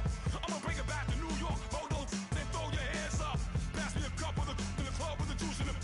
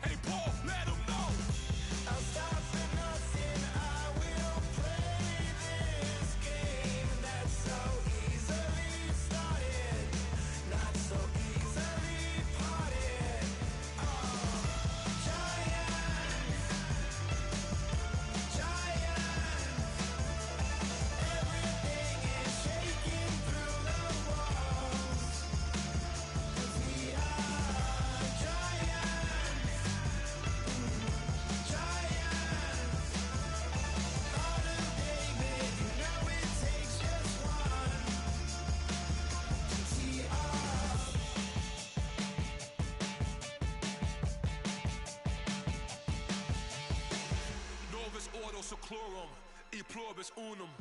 They changing climates and replacing humans and fracking soils while bulldozing forests. But they can't defeat us. They could not destroy us. Are we dreaming the same dream of money, guns, and gasoline? For the average team, CFOs are after cream. GMOs.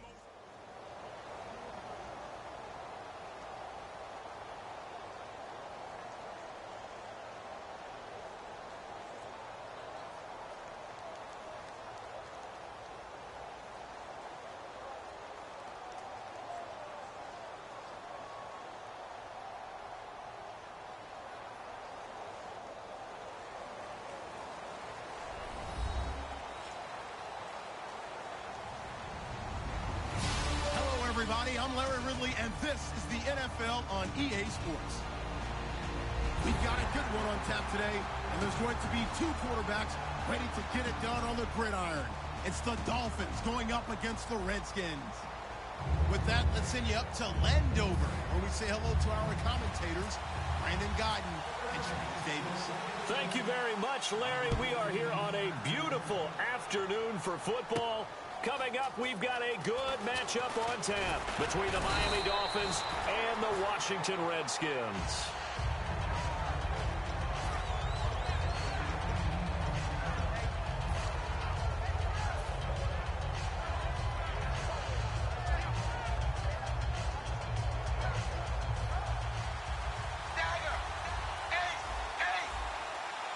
They come out here in the eye. Now a play fake here on first down. Oh, the ball comes out on the hit, but they'll say it's incomplete. Jarvis Landry, the intended receiver, and now it's second down. Okay, the starters for the Miami Dolphins offensively. Charles, who are we highlighting? Got to highlight Jay Ajayi, their running back. Came out of Boise State as a fifth-round pick, but most people had his talent much more like a second round. There were some medical concerns with the knee, but he can do it all. Run, catch, block. He's truly a three-down back.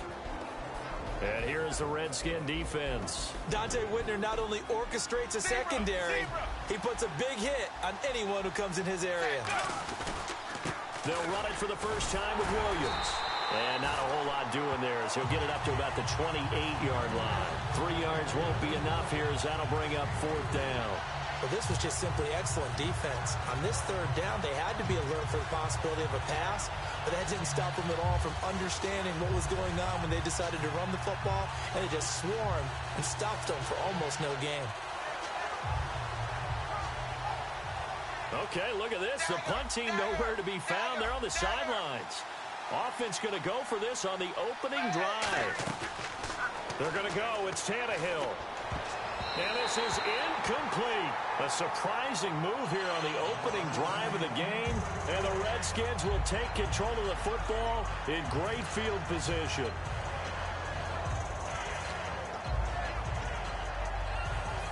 Really nice starting field position here for the offensive unit. Here we go now. Leopard! Leopard! Green 39! On first and 10, Cousins. Caught left side, Garcon. And he's brought down. Give him 11 yards that time and a new set of downs. It's a nice completion, a little bit of run after catch as well to create the yardage that they got. But it is so tough to cover that route, the drag route, because they run it at varying speeds. Because the key is to create hesitancy on the defender's part. Always so empathetic for those DBs, aren't you? Here we go now. 3, And he'll give it here to his running back. And he'll take this one down near the 15. 2 yards on the carry there. It'll be second down. And here's the offense today that hopes to get off to a strong start.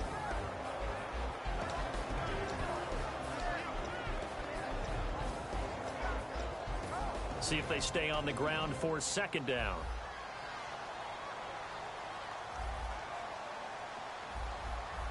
Hurry up, here we go. 3. They'll give it to him right up the gut.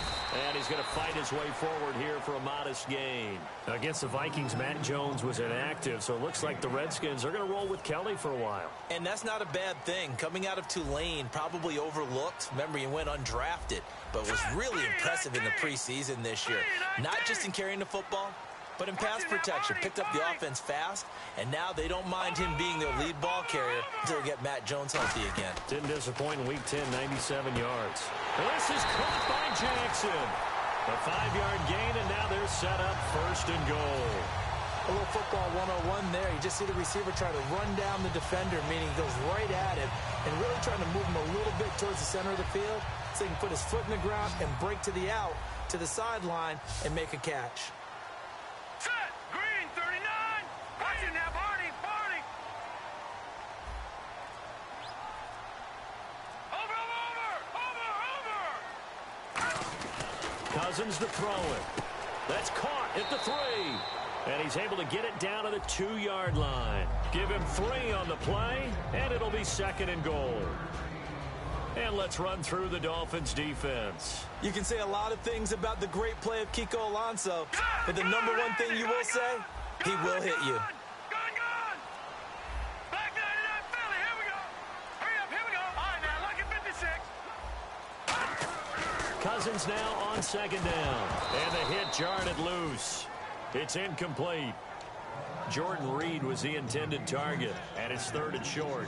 Even in today's NFL, when we think of the tight end position now as really a glorified wide receiver, we're still asking a lot of those guys. They have to block as well, and every now and then, they don't come down with the football. Watch it now, Barney. Over. Hurry up, here we go. Blue, landed. Cousins on third and 2. Looking for his tight end Reed, and it's intercepted. A great read, and it's picked off. And a big turnover there as his guys will get the football back.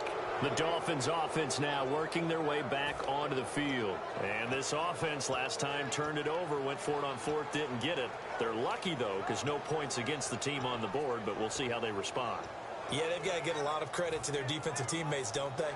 They had their backs on that last series, and because they did so, that allows the coach to still stay aggressive on offense and maybe go for it again in a similar situation. I was going to say maybe makes that offense feel good, but when you know you've got a defense making stands like that. Yeah, that'll loosen up things a little bit, won't it? Maybe you'll play a little bit better the next time you have the ball. The defense won that play so fast that I think if the running back even had time to notice if anyone was there, it was just a blink of an eye, and there was a loss on the play. Zebra. Hey, blue 10.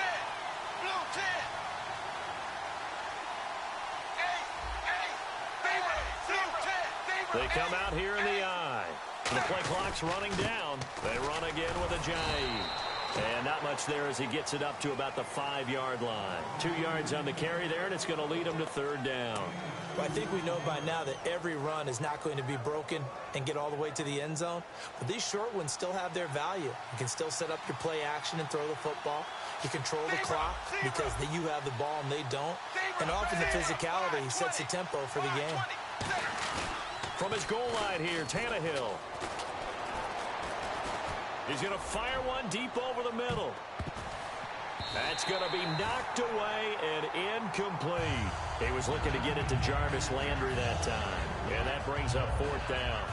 I like the boldness, and I like that they took a shot downfield, but it was well covered. He was able to get a hand in and knock it away.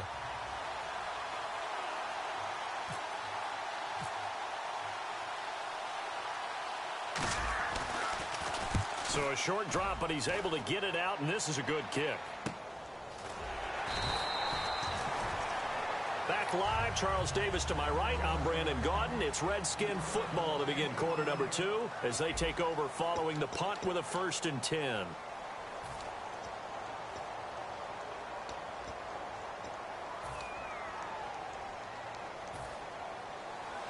Shift together here from the D-line.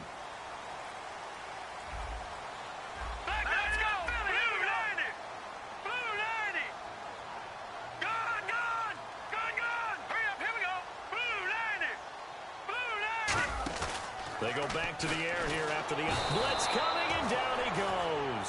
Donald Butler in there to drop him, and it'll be a loss of about 8.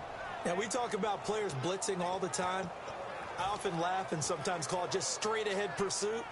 What a running start right back to the backfield for him. Yeah, it really didn't give anybody a chance to get up there and stop him. No, I mean, that's really, really difficult. You're asking a whole lot anyway, but when he gets that kind of a start and comes through clean, oftentimes the advantage definitely goes to the defensive player. Hurry up, here we go. The wide receiver moving to a new spot.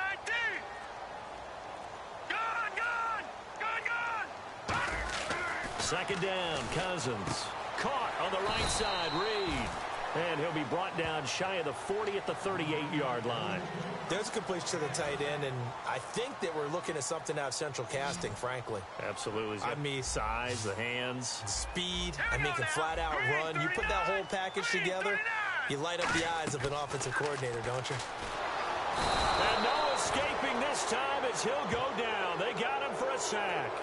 Okay, was it a breakdown in protection? Did the running back not pick him up? What does it really matter? Sometimes it's just a great play made by the defense. Big-time sack. So on fourth down, the Redskins will call on Tressway to punt it away. Back deep, Jarvis Landry.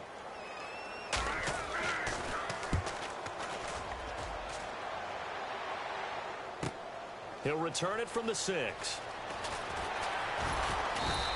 A very good return there. Give him an even 20 yards. And it'll be Dolphin football. Out comes the Miami offensive unit now. They get set to take over. And 3 and out on the last drive. No points on the scoreboard. A little soul-searching now? I would say so, and they need to help out their defense a little bit. They've had to be on the field a lot more than normal, put them in some tough spots. But he can't avoid the pressure. Redskins get there. Ricky Jean-Francois in there to sack him for a loss of 6.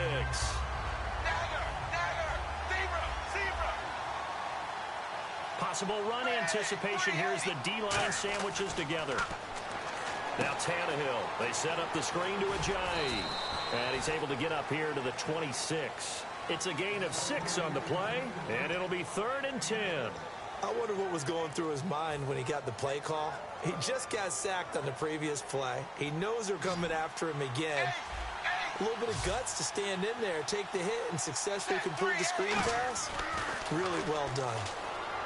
Here's Tannehill. He's going to let one go deep for Parker. Devontae Parker was the intended receiver, and that'll bring up a 4th down. On every offensive coordinator, every play caller sheet, they have about 5 or 6 plays per game that they call shot plays or big plays, and you don't get many opportunities to dial them up, and they just did, and they drop it with a great chance to make a big play. That's going to hurt. That'll be put in the books as a 53-yard punt. And the Redskins will take possession with a 1st and 10. Out comes Washington's offense as they get set to take over here. And still no points on the scoreboard. You're coming off of the 3 and out. They're just looking for anything to grab onto right now, aren't they? I'm wondering if someone's going to take charge in the huddle. You know, we always look to the quarterback, but sometimes it's another player on the team, a star, a veteran, someone with some excitement and energy. It's like, all right, guys, let's shake things up and let's go, because they still have an opportunity to make things happen. Shake it off. They go play action here on 1st down. And, oh, he took that in one-handed. What a grab. It's a pickup of 16 there, and it'll lead to a new set of downs. That was a terrific catch. I mean, to go up there and get it one-handed like that, but I almost want to go into that riff about back in my day, the gloves weren't quite like this. When did gloves really become prevalent, just in general? I think in the 80s. I think as we started to move through the 80s, especially as we got towards the latter part of that. But a lot of those were really like baseball batting gloves to begin with not much of a tacky area on the glove. In fact, there was none. I actually remember in cold weather games wearing the old scuba gloves that you'd wear in the diving, but they would split too easily in the course of a game. Then the glove manufacturers got smart and started adding to it, and here we are today. 2 minutes remain in a scoreless first half. Back to FedEx Field following this short break. Cousins now on 2nd down, and Reed with it over the middle. And he'll be brought down right at the 45-yard line. When you execute a drag or a crossing route really well and give them a chance to let it develop a little bit, you can gain some significant yardage hitting your tight end on that one. So third down, just 1 yard to go.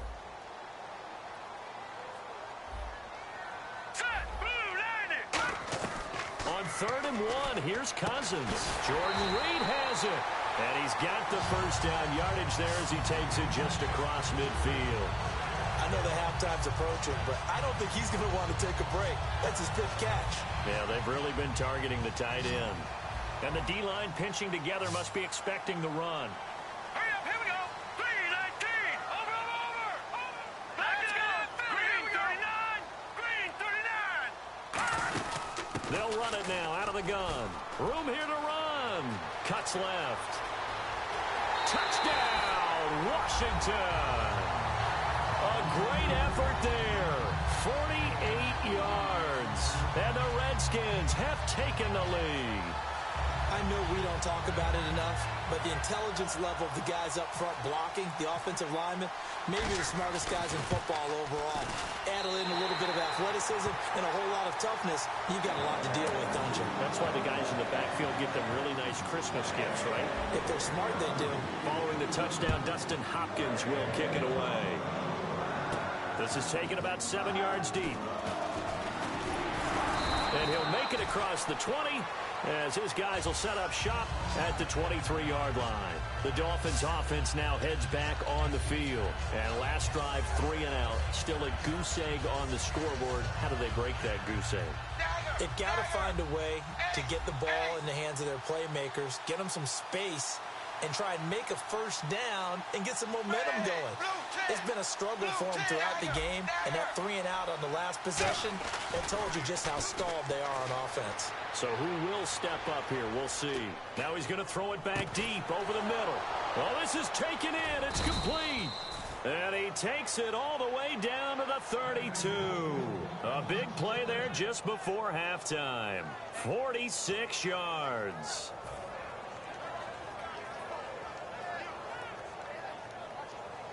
So the offense has it 1st and 10.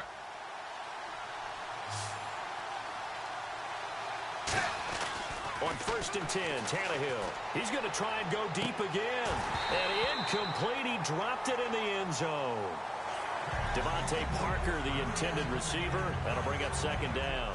When teams take shots at the end zone, you've got to defend it the same way you would defend the first down sticks. You defend the goal line exactly the same way. They can't cross that. You played through the receivers, and on that play, that's exactly what they did, and batted it away. 2nd and 10, Tannehill once more, eluding the pressure right. Looks for Parker, and it's intercepted. A great read, and it's picked off. And a big turnover there as his guys will get the football back. Well, I get what he was trying to do. He was moving to his right and trying to shift the coverage, but instead he shifted the coverage also to the right and threw right into it for an interception. And the wideout in motion.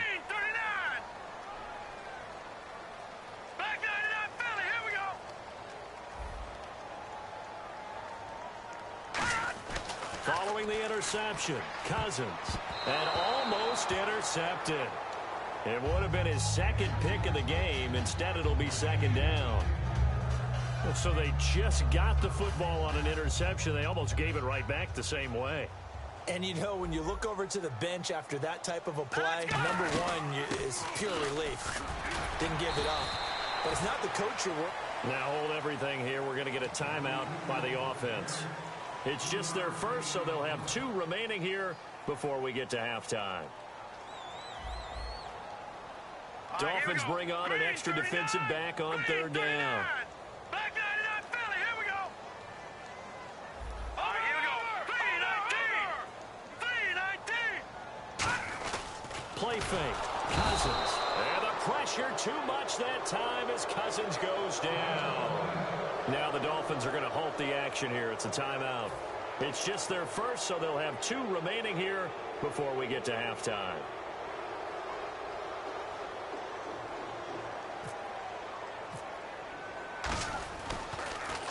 He gets this one away, and boy, it's another boomer.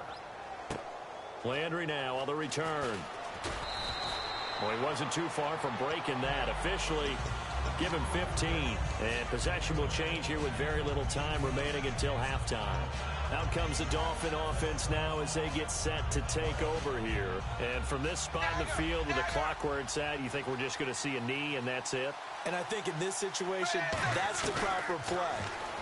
But we do know there's some risk takers out there that may want to take one more shot. That's caught inside the 20.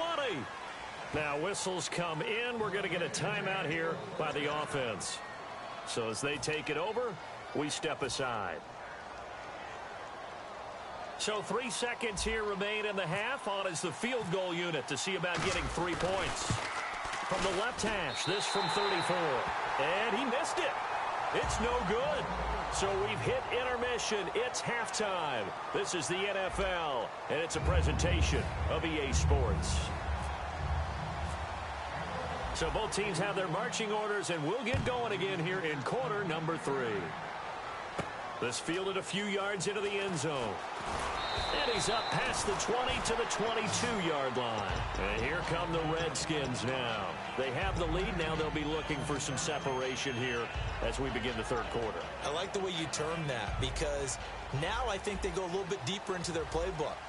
They like what they did in the first half. That worked okay. But in order to get the separation that you just talked about, change things up a little bit.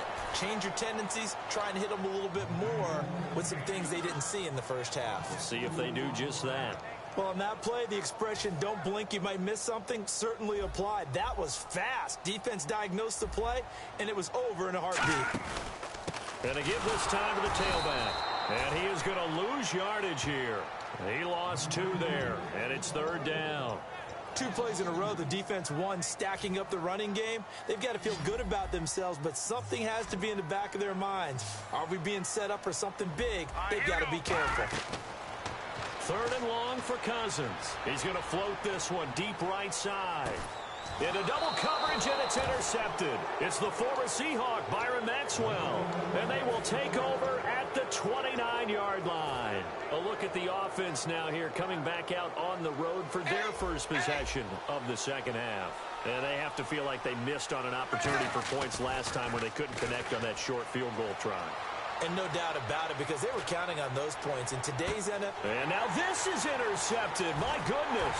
Picked off by Dante Whitner. And they will take over at the 29-yard line. A look at Washington as they come onto the field. And following the interception, we'll see what they can put together on this drive.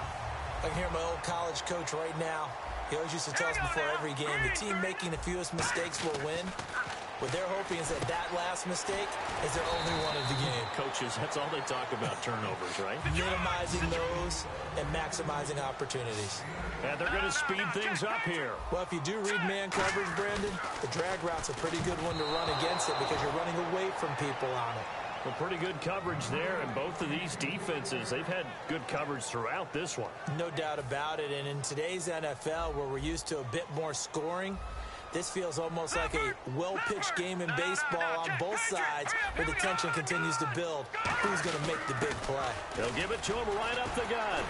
And he will have first down yardage as he's brought down at the 41.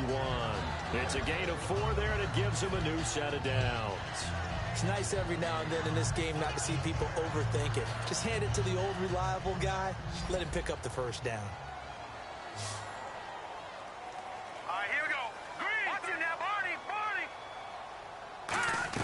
On 1st and 10, Cousins. Out to the left here to Reed.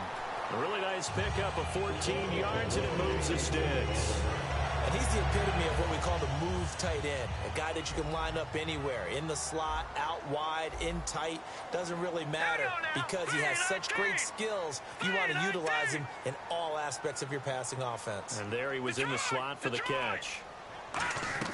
Cousins now to throw on first down. He's going to let this one go deep. And that is caught. Touchdown, Washington. Deshaun Jackson, 45 yards. And the Redskins are going to add on to their lead. And it's good to make it 14-0. Following the touchdown, Dustin Hopkins will kick it away. That'll be taken in the end zone.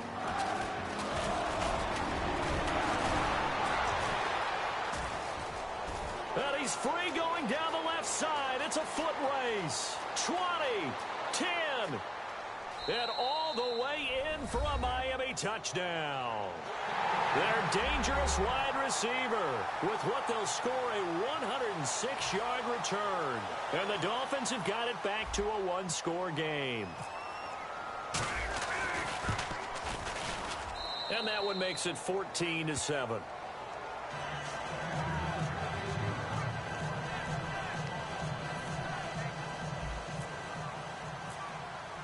So now the other return teams out there as they'll try to duplicate what they just saw. This fielded a few yards into the end zone. And he'll bring it a few past the 20 to the 23-yard line. The Redskins offense now, they head back onto the field. And that last drive, a long drive, but not just that, they had a great air attack going. Did they stick with that? I would think that they would, because if they were confident enough to do it on the last drive, starting's backed up in their own territory, why would you change anything? They've got to be confident about what they're presenting and continue to do so. Yeah, because the secondary, they really look clueless.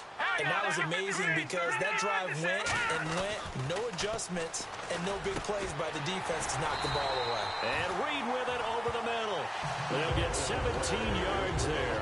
And that leads to a Washington first down.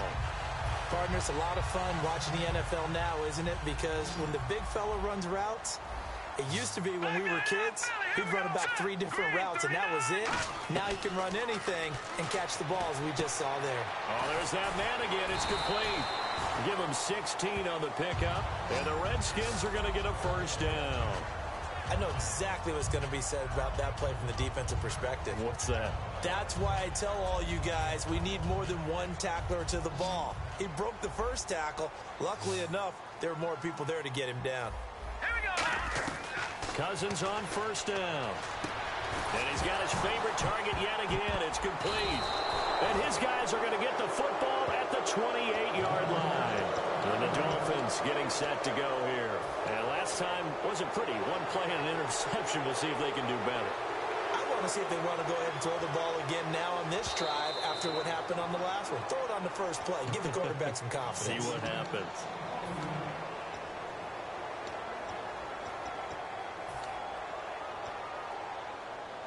And a great spot to start this drive from here.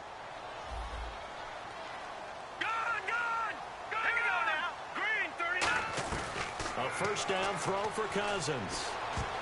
And the tip there altered the ball flight, and it falls incomplete. It'll be second down. But sometimes you just have to take things into your own hands, don't you? I mean, the offense is really struggling in this game. They're the ones keeping things going. They have to continue to play at that level. Looks like the defense in press coverage here. They'll run it now out of the gun. And he stopped immediately there. Only a yard on the pickup there, so it leaves them needing a conversion here on 3rd and a tough 9. So they've been unable to capitalize on the great field position as of yet. Here's 3rd and 9. Here we go. On 3rd down, Cousins. And incomplete. The contact made the ball roam free and brings up 4th down. Whenever I see a drop like that, I have to kind of take a step back and check myself a little bit. So used to seeing those big guys make big-time spectacular plays that when they drop one, I have to remind myself, we ask a lot out of these guys. Block and catch the football, not easily done in today's NFL. And a tough ask here. They're going to go for it on 4th down and 9. Cousins to throw for it on 4th. Oh, it's a screen pass. That's complete. Jay Gruden's guys unable to convert on 4th down. And the Dolphins defense is able to hold. And out come the Dolphins now.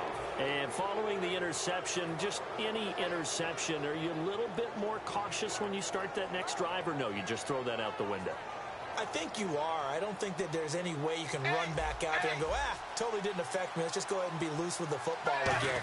You're going to take care of it, but you have to be careful about being too cautious because now you can't run any offense at all. Still want to attack. We'll see how they attack them here. It'll go as a gain of 10 there. And the Dolphins are going to get a first down.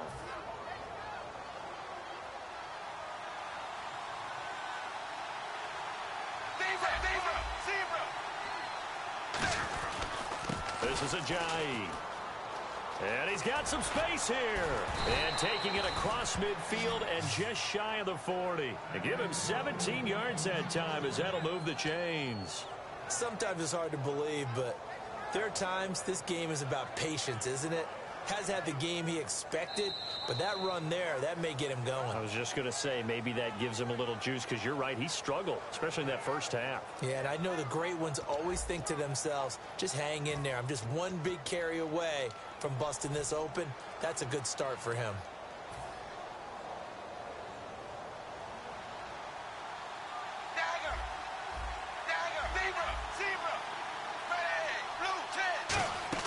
On first down, Tannehill. They set up the screen to Ajayi. And he'll lose yardage on the play back at the 45-yard line. It's a loss of 4 there, bringing up second down.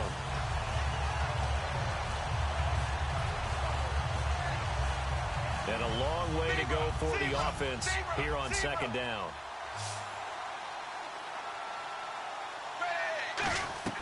Out of the gun, Tannehill. It's caught, Stills, right side. And he'll get it down here to the 43. It'll be a 2-yard gain, and they'll be facing a 3rd and 12. They're going to hurry back to the line now. Throwing on third down, Tannehill. Nowhere to escape, and he goes down. Ricky Jean-Francois in there to get him his second sack now of the afternoon.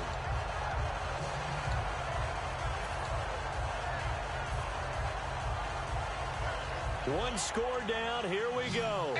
They're going to go for it here on 4th down. Desperation time for Tannehill on 4th down. They'll roll him out right. He's going to let this go deep, back over the middle. He's got it. Touchdown, Dolphins. Jarvis Landry, 52 yards. And the Dolphins are an extra point away from tying up this football game. Wow, talk about a big 4th down conversion for the score defensively. How do you let that happen? I think you start with the offense, and you give them credit for going for it and having that type of, well, let's face it, audacity. But defensively, I think you're right on target, partner. There's no way something like that's supposed to happen in that situation. You're supposed to be able to shut that down and get the ball back for your own team. Instead, they give up not just a big play, but a touchdown. Out comes the Redskin offense now as they get set to begin another possession. And last time out, went for it on 4th down, turned it over, gave them great field position, turned it to 6 points, so they've got to recover here, Charles. It's amazing what one decision can do in the chain of events, right?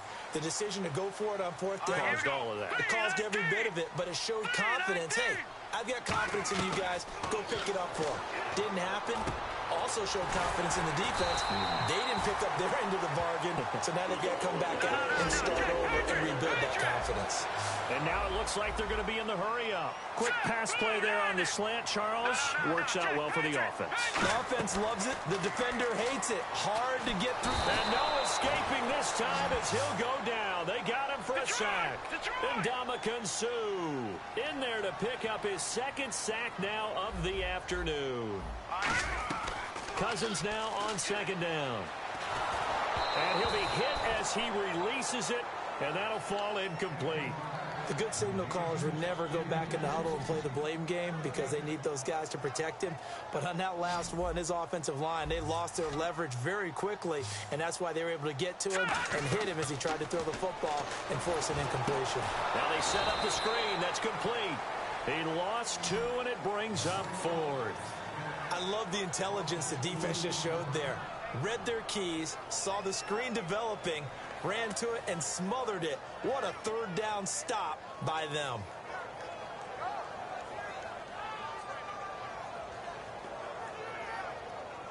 Here's Tressway now as he's on to punt for Washington.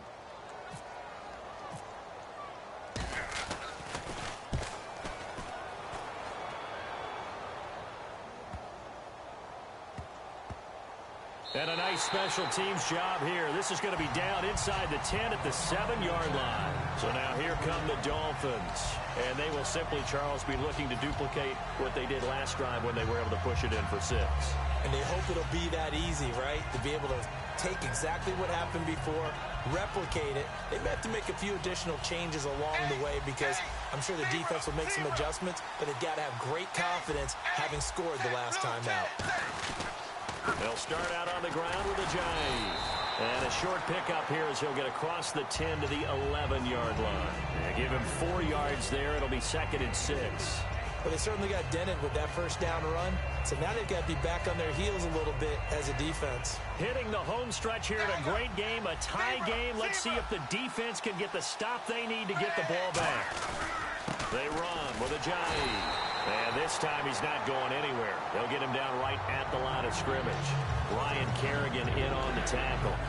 And this defense continues to give them fits. They just can't get really anything going on the ground, can they? I love the theme that you just brought up. This defense has been tough all game long against the run. We just saw another example of it there. And the Redskins have an extra man in the secondary here on 3rd. A shotgun snap for Tannehill. And Stills bringing it in. Give him 2 yards on that play, and that's going to make it 4th down.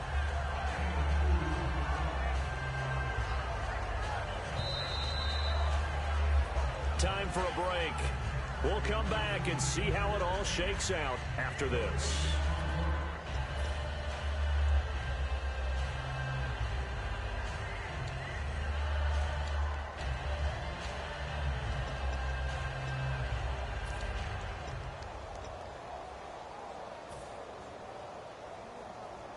Tie game, 4th quarter, and they're going for this thing on 4th down.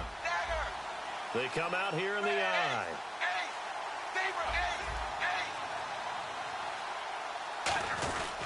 They run for it with Jay Ajayi stops short of the first. And now possession will go over inside the 15-yard line. Now the Redskins offense, they get set to go back to work here. And a tight game after punting last time. See if they can get something going on this drive. As they head to the field now, with the game this close, you've got to feel there's a sense of urgency for them going on offense right now. But they have to do it without letting panic creep in and affect their play. Now it's 2nd and 7.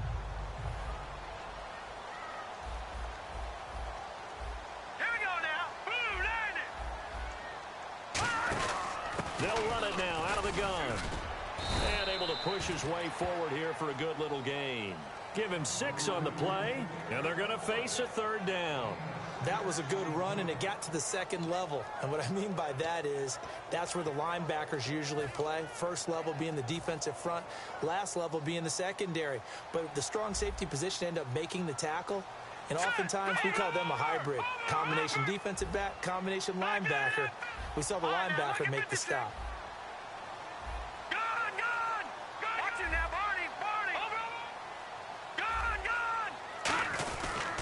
Now a handoff here to his running back. He needed 2, he got 1, and that's going to leave him with 4th down and a yard. Now the Dolphins are going to halt the action here. It's a timeout. It's just their first. They've got 2 more to use here in the final stages.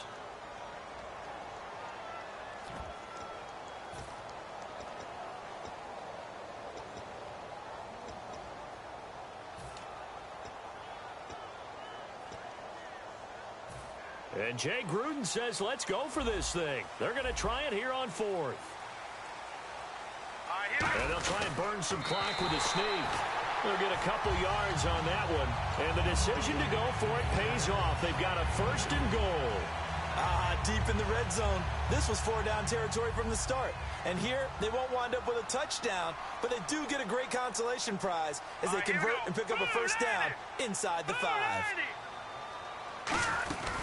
They'll run it now out of the gun. Nothing doing there. They're going to wind up holding him at the 2. No gain there, and it's going to set up 2nd and goal. Well, a well-executed blitz, no doubt. Great job by the linebacker. Maybe the quarterback, if he could have seen that, could have audibled there. Yeah, he needed to be in a different play because that one just meshed perfectly for the defense. All the gaps were filled except for the one the offense really wanted to run through, and that was filled by a big man wanting to make a tackle. And he made a great tackle. Cousins to throw it. That's caught at the 1. It's a little teaching moment here. Overtime rules. Remind us how this goes, partner. Okay, so in the past, we had sudden death. First team to score wins, but no longer. Now, if the team receives the ball, scores a touchdown, they win the game. If they kick a field goal, though, or don't score, the other team gets a possession. And after both teams get a possession, then we're into sudden death. First team to score wins the game.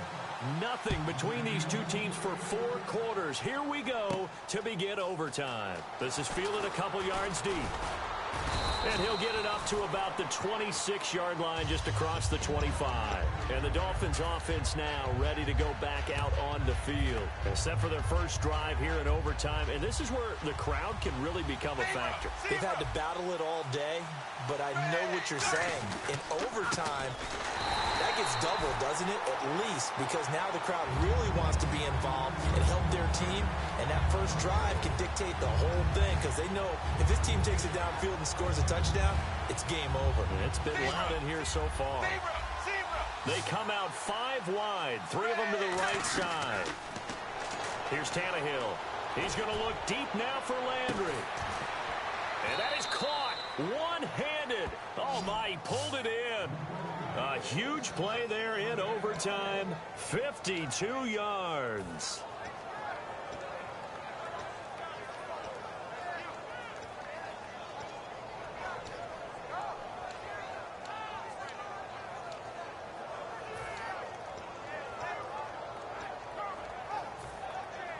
And now a first down following that long gain.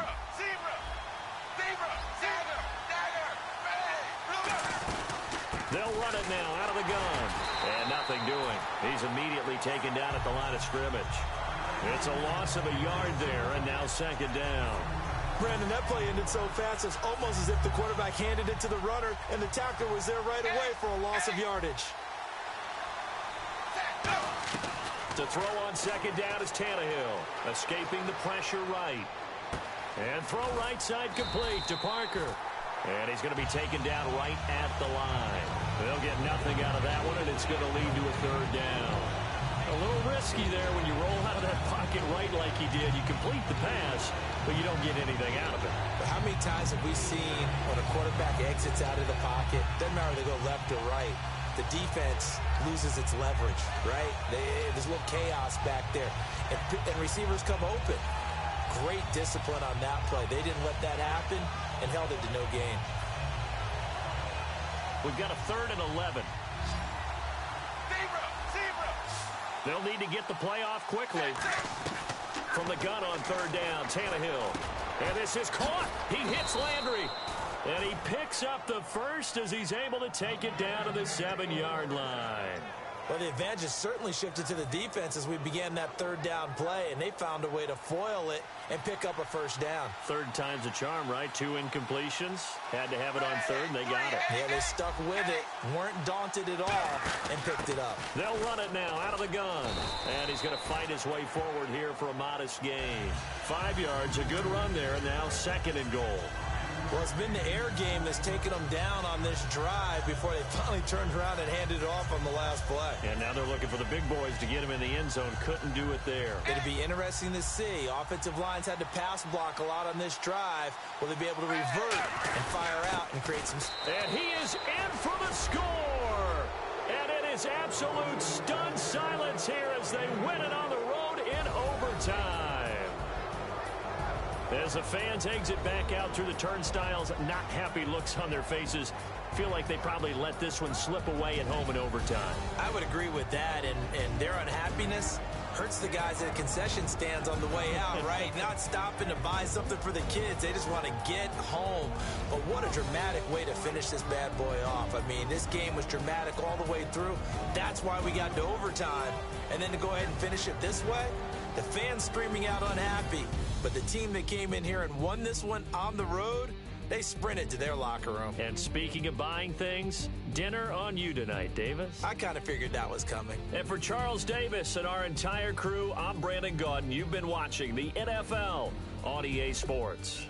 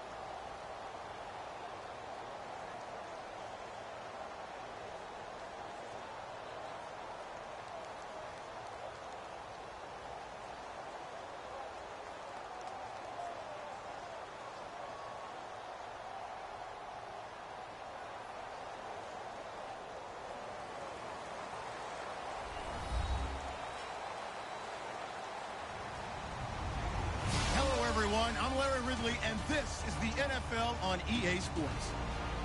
As we head towards kickoff, two quarterbacks will be on the field today trying to push their team to victory. It's the Falcons going up against the Dolphins. With that, let's go down to Miami. Standing by, Brandon Godden and Charles Davis. Thank you very much, Larry. We are here on a beautiful afternoon for football. Coming up, we've got what should prove to be a good one between the Atlanta Falcons and the Miami Dolphins.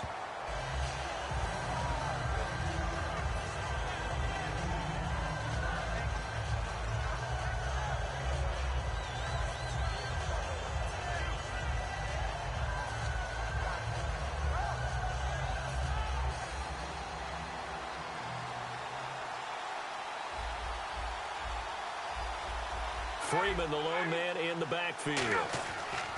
Throwing now, Ryan on first down. He completes it to Julio Jones. The 30, 10, 5, touchdown, Falcons. Julio Jones, 73 yards. And the Falcons have taken the early lead. And on that one, able to catch it, also able to have the wherewithal to take it in for the score. And how about the phases of a successful catch and a completion of a play? Look the ball in, secure the catch, and then, of course, the run after the catch that ends up in the end zone. Now after the touchdown, it's Bosher to kick it away. And this will not be returnable. It's out of the back of the end zone for a touchback.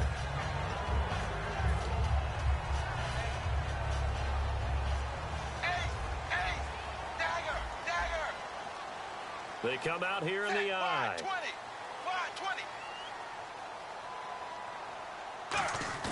They go play action here on first down. And right away, he lost the football. And this is going to be brought back. It's a scoop and score for the Falcon TD. And now we've got a stoppage and a timeout here called by the defense.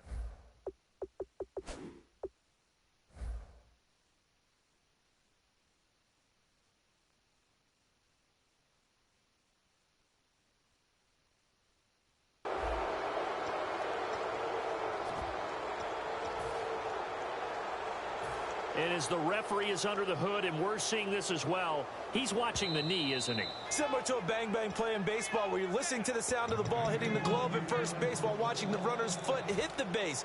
Which one came first? Did the knee hit the ground, or did the ball come loose? Watch left. Tight end to the left, tight end left. Dagger. 380. Play fake to Ajayi. It's Tannehill. He's got time in the pocket. And incomplete there. A nice hit. Jars the ball free and brings up third down. And here's a look at the starting offense. And for the Falcons, 5 men in the secondary now on third. Now it's Tannehill going deep here for Stills. So they took a shot there on third down, couldn't get it. Now it's fourth. What I loved about meeting with these coaches before the game is we didn't even have to ask any questions. They told us that they were going to be aggressive and push the ball downfield. They weren't successful on that play, but look for them to try it again later.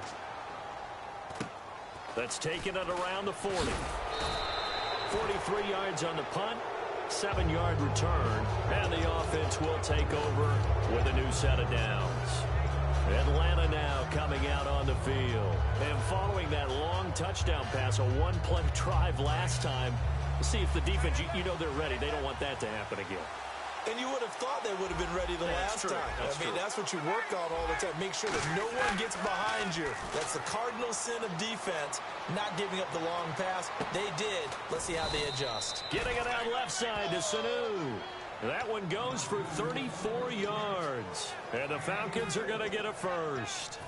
There will always be a place for methodically marching the ball downfield. But when you can pick it up in big chunks and strike like that, have explosive plays, that's often the difference in winning and losing. Those types of plays that can knock a defense off balance, that'll drive a team towards a victory. Tackle made by Issa Abdul-Qaddus. All right, let's look at the offense. Devontae Freeman, this is a guy that you wanted to talk about, so take it away. Brandon, have you seen a running back play with such joy as well as such fury. I love the way he runs the football and attacks defenses. To throw is Ryan. That is caught. A nice pickup of 14, and it moves the stick, sets up a 1st and goal. An ex-teammate used to tell me all the time, I hate experienced quarterbacks because no matter... And he will take it in for a Falcon touchdown.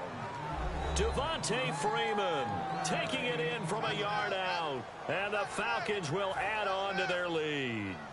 And they're able to run it in. It started with a battle in the trenches. They won there, and they got in for 6 points. And that's going to be a tough one for the defense to deal with. They've got to go to the bench now and figure out how we're going to slow down this running game, because on that particular play, they had no answer. Now after the touchdown, it's Bosher to kick it away. And this will be a touchback as that sails over the inline. The Dolphins offense now working their way back onto the field. And on the last go-around, they really couldn't get anything going. They had to punt from deep inside their own territory, which means you're going to lose the field position battle as a general rule.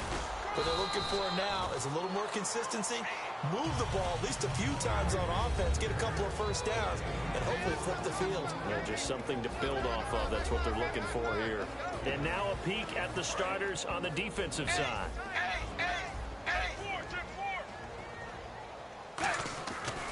Here's Ajayi. And he'll fight forward maybe to the line of scrimmage, but that's all.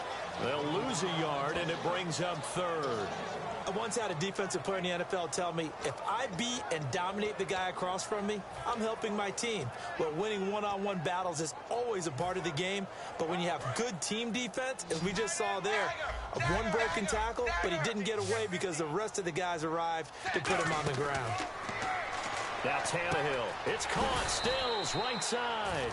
And he's able to get out to the 32, brought down there. Now, the offense is not leaving the field. They're going to stay out and go for it on 4th and 3. To throw is Tannehill. And Stills bringing it in. 5 yards on the pickup, and they're able to pick up the conversion here on 4th down. I remember in pregame when we were talking to him on the field, and he took his gloves off and showed us his fingers. A few misshapen ones in there, and now we know why, trying to catch those types of bullets. That was a dart. Yeah, even for a talented receiver, those are tough to hang on to. We can talk all we want about football being a game of strength and brawn. It's also a game of mismatches, and they're trying to... Looking for Landry, and it's intercepted. A great read, and it's picked off. And he's able to bring it up 5 yards shy of midfield to the 45-yard line. Now the Falcons offense, they get ready to head back out here. And they'll just simply be looking to build off the confidence of the last time out where they scored a touchdown. And confidence is powerful, isn't it? When you've scored once, you feel like you can go back out there and get it done again.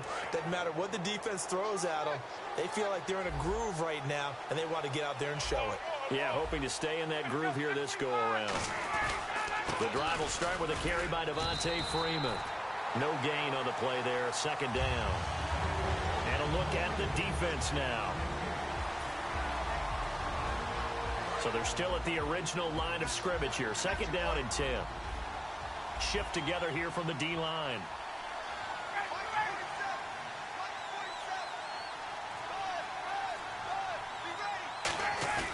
On 2nd down, Ryan. Ryan hit, and he lost the football. And this is picked up by the Dolphins.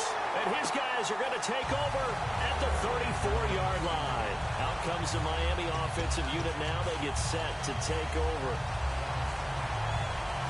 And they'll start this drive with very good field position. They'll give it to him right up the gut. And room there to work it inside the 25. That one good for 10 yards. And it'll be 2nd and very short. Not an ideal spot to be on 1st down, but I love that the play caller did not immediately abandon the running game and say, okay, we've got to throw it in order to pick it up. Stayed with the run, was rewarded with a big-time pickup. Now they're in 2nd and manageable. They'll give it to him right up the gut. And he'll go down here right around the 23-yard line. 2 yards on the pickup there, but it's enough to give him a new set of downs. But that was a unit that understood exactly where the 1st down marker was, handed it to their guy who could run it, created some space, and he got there. Now a 1st down throw, Tannehill. His throw caught at about the 5. And a nice gain of 21 yards. I know many people like to throw to the tight end, maybe in a little flexed out position because he creates mismatches with his size. But slot receivers do the same thing with their quickness, their speed, and their route running savvy. Back now with Charles Davis. I'm Brandon Gaudin. Second quarter begins with the Dolphins in possession of the football. And they've got it here with a first down.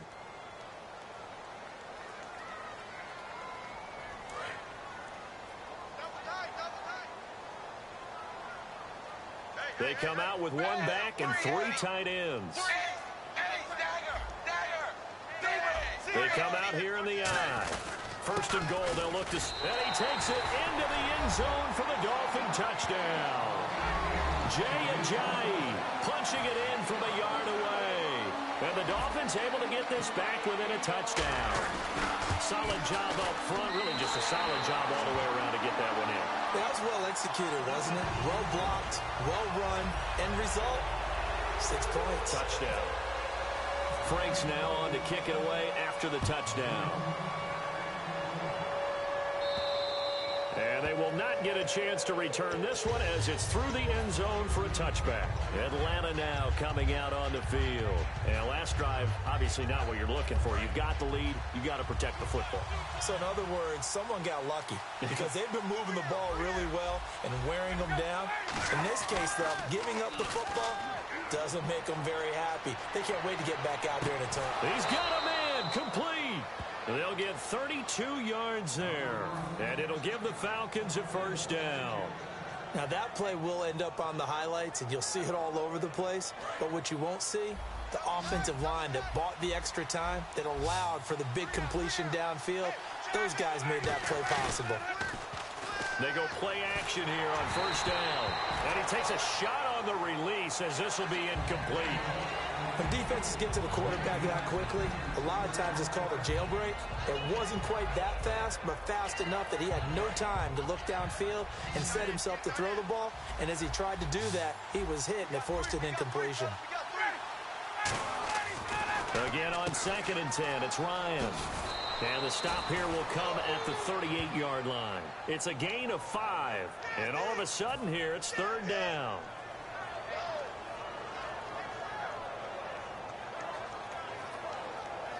They're still in search of the first down after that last completion.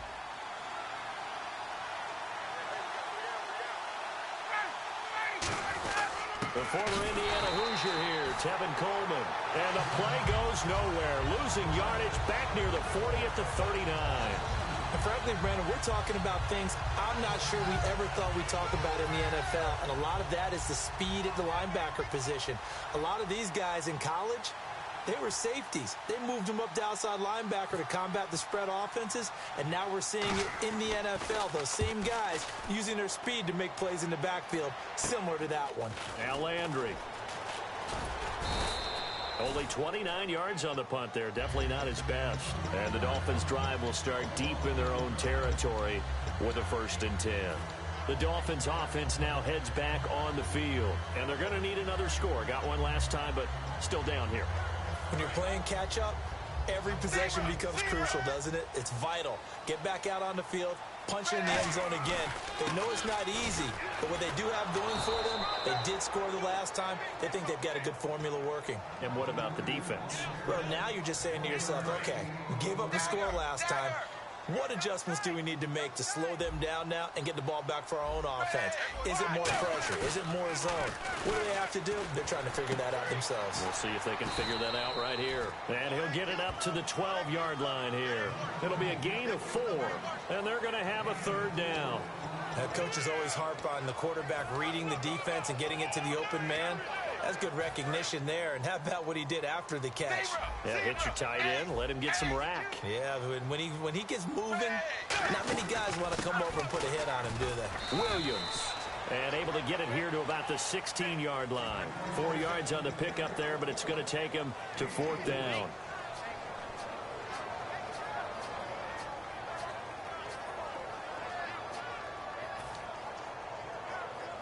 So in their own territory, but they only need a few inches, so they're going to opt to go for this thing. We'll see. Maybe a surprise pass or run. What will they do? We're about to find out. 4th down. It'll be a pickup of just 2, and they're able to convert here on 4th and inches. It's a result-oriented business, and the result here is a first down. But my goodness, that has taken a huge chance on 4th down, especially that deep in your own territory. But they made it pay off. And he will make his way back to where he started from, and that's all, as we will make our way to the 2-minute warning.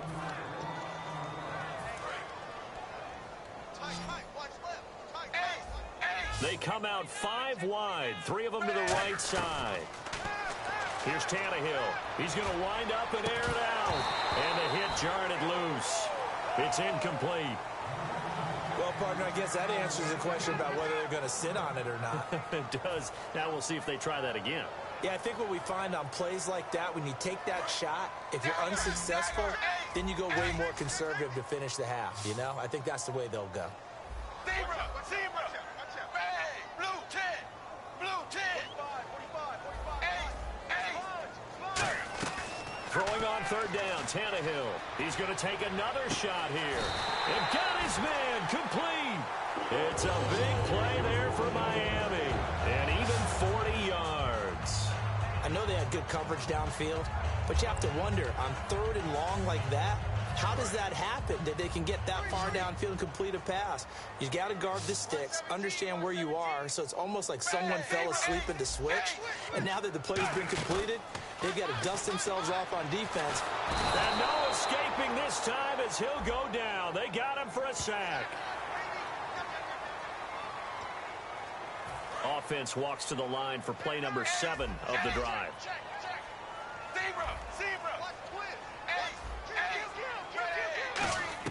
From the gun, here's Tannehill.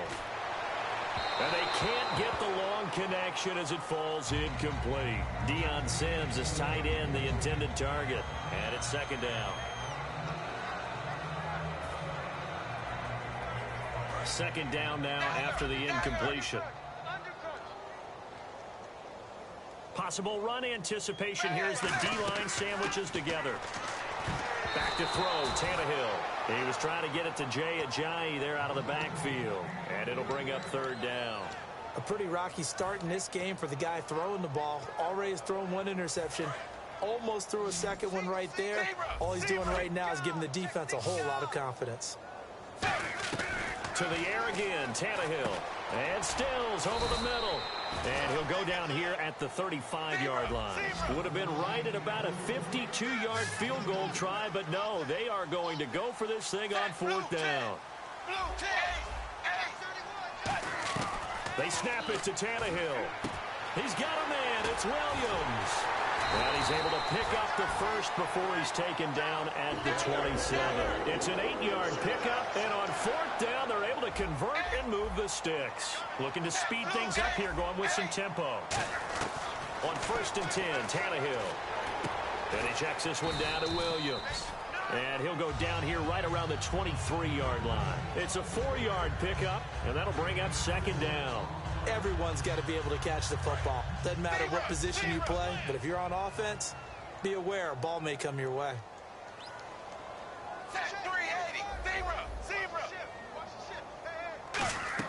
Again, Tannehill. Flushed out right. This will be caught inside the 10. A nice pickup of 14, and it moves the stick, sets up a 1st and goal.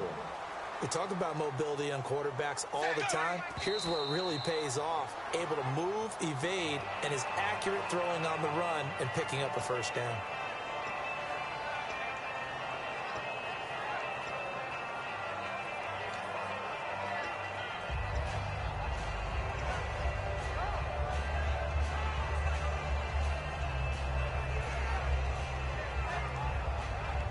And this seemingly endless drive continues.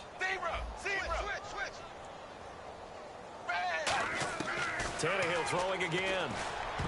And that is incomplete, stopping the clock with 5 seconds to go. It's always tough for the guys throwing the football when they think they've got a completion and the ball's almost there, and then someone sneaks a hand or 2 in and bats it away.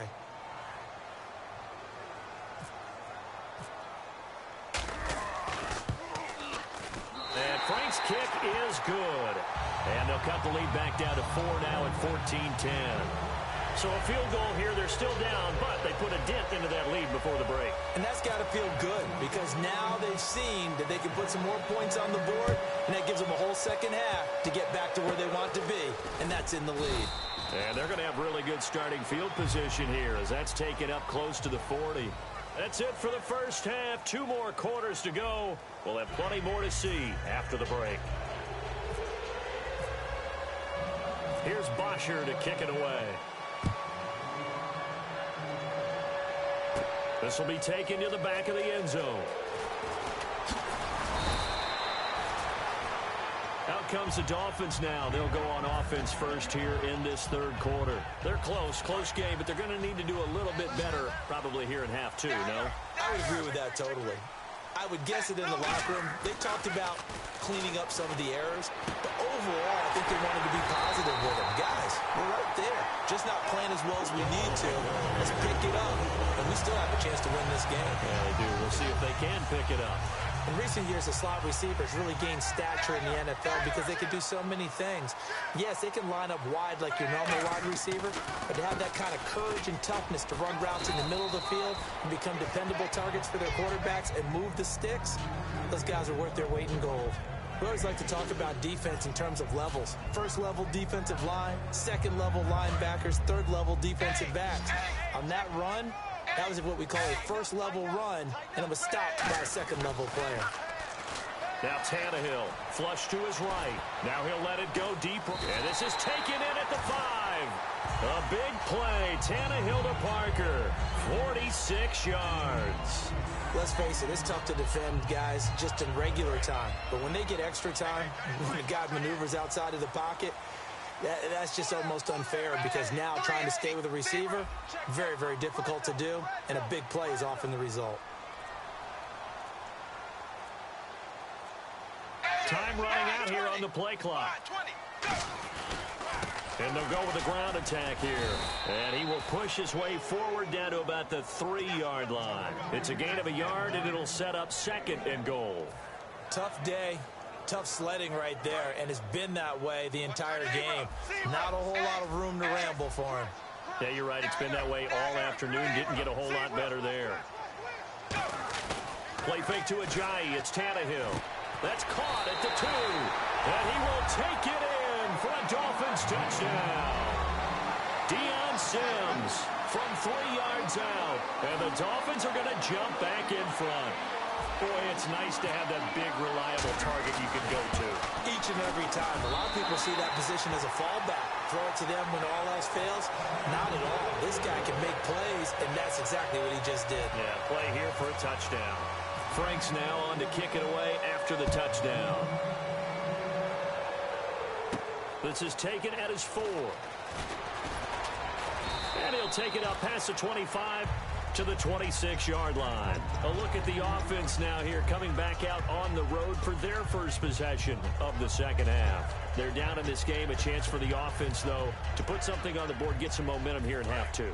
Try and get things kick-started for them. And you know at the half, they discussed how they were going to get that done. This is where scripting comes into play a lot of the time. How many plays do you script coming out of the second? Most of the time in the first half, you're scripting 12 to 16. I think in the second half, you're really scripting more like 8 to 10. Kind of a starter or an opener, whatever terminology they use. Just something to get you off to a quick start. A good run there on first down, and it'll leave them with a 2nd and 2.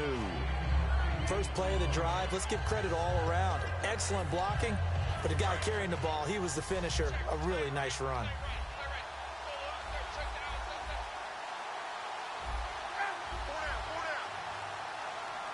And the tight end goes in motion left. On second down, Freeman. And not much doing. He'll get this only up to about the 36. Just a couple on the pickup there, and now it's 3rd down. And quickly, they get to the line. Ryan now to throw on 3rd down. And that's caught by Tammy. A gain of 13 and also a first down. And when you're playing a quarterback with some experience and some moxie, you enter the danger zone when you decide to blitz him, because if he's able to diagnose as he did on that play, he can hurt you downfield. He reads defenses so well, doesn't he? He really does, and the best part about that play for him I don't think that was his primary target. I don't think so either. I think he had the read, figured out where the blitz was coming from, and went to a secondary target for a really nice game. Hey, let's look back on Week 10 for a second. What a slate of games. Seattle, New England, Dallas, Pittsburgh, New Orleans, Denver. What was your game of the week, partner? Well, my game of the week was Seattle at New England. Seattle coming off of the Monday Nighter, going on the road, getting it done at New England, who hardly ever loses at home. And it was a Super Bowl rematch. I love Dallas-Pittsburgh, a great game. Absolutely incredible finish in New Orleans. But how about Kansas City come from 17 down to beat Carolina? That was a heck of a game as well. Caught on the right side by Jones. It's a gain of 5 on the play, and that'll lead here to a 3rd down. So 3rd and medium here, 3rd and 5.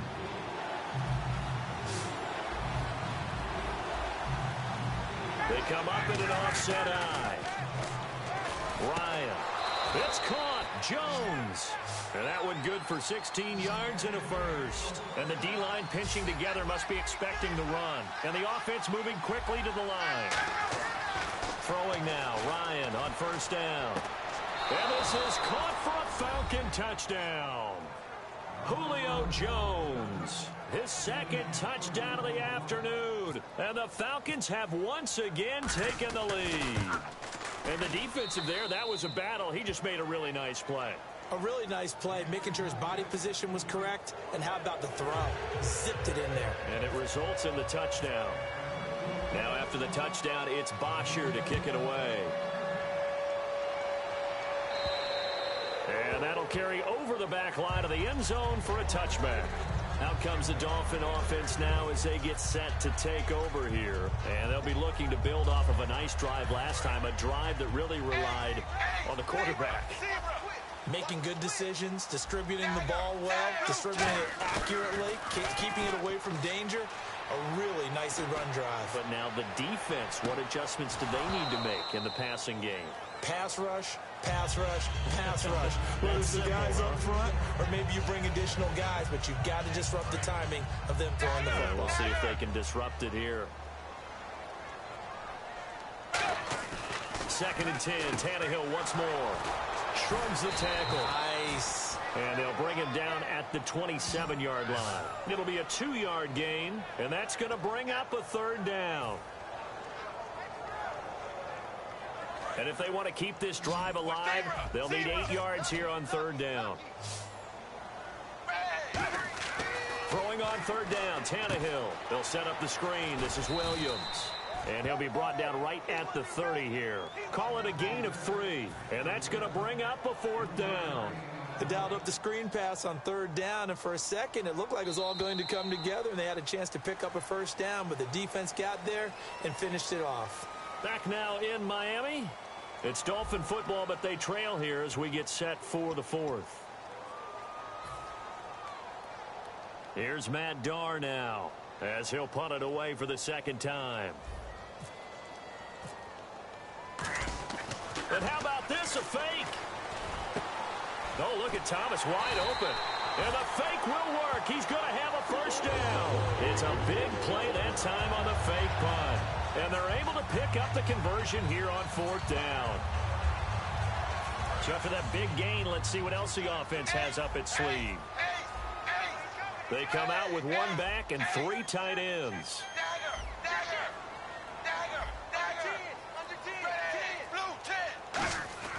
On 1st down, it's Tannehill.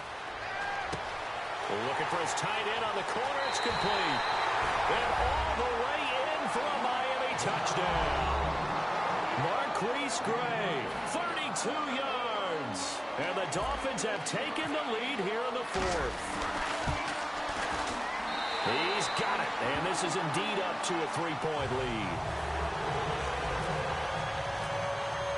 Franks now on to kick it away after the touchdown. And this will not be returnable. It's out of the back of the end zone for a touchback. And the Falcons now making their way back out onto the field. Last time they were out, they scored. Still trailing here, though, so some work to do. But it's okay in terms of mindset. Because they scored the last time, They're not quite as worried about being down on the scoreboard because now their confidence is a little bit higher. They feel like they got something going, and they feel like they can attack again and put more points on the board. Are you scoreboard watching if you're the offense, or are you just focused on this drive? We wouldn't be telling the truth if we said that they didn't scoreboard watch. Everyone does it to some extent, but you've got to set it aside right now and just focus on this series. That'll take care of the scoreboard if they punch it into the end zone. Well, any caused incompletion is good for a defense, but when you add to it, you get a little hit on the quarterback, knock him to the ground, make him think a little bit, hopefully knock him off his game, especially in a game of this magnitude, this tight in the fourth quarter. Got to feel pretty good as a defense. Incomplete pass on second down. Let's see what the offense draws up here on third. Here's Ryan. And he's got his man in stride, complete. And he's got the first down yardage as he brings this up to the 47. I don't care how many times we see it. I still get a kick out of watching quarterbacks and receivers do the pass tree in pregame warm-up. But I always remember that when we go to practices, we see that after practices as well. They really tune it up, don't they? They tune it up. They know why they do it for these situations. First down. And they build that trust, and that's why they're able to find him in this type of a situation.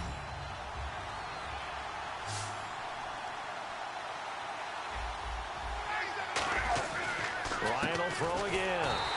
And this one goes nowhere. Losing yardage on the play back at the 46. That's a loss of 8 yards there to bring up third. So the defense flinches, contact made, and the 5-yard penalty ensues.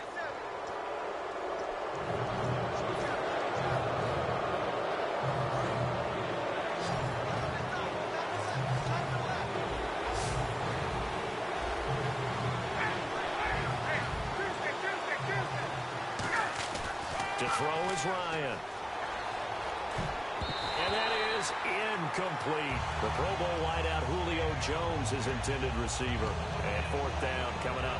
Whenever they're trying to attack a zone defense, you're trying to figure out where your gaps are going to be. And depending on what type of zone they're playing, it could be on the outside, it could be in the middle, it could be in the seams, in the edges. In this case, they tried to attack the middle of the field, but this zone defense didn't allow it because they were able to see the ball come off the quarterback's hands, and everyone was able to react to the football and knock it away.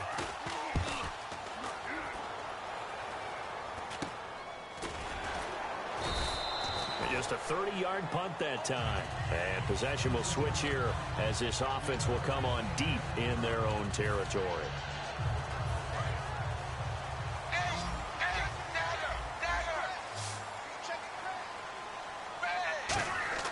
They go play action here on first down.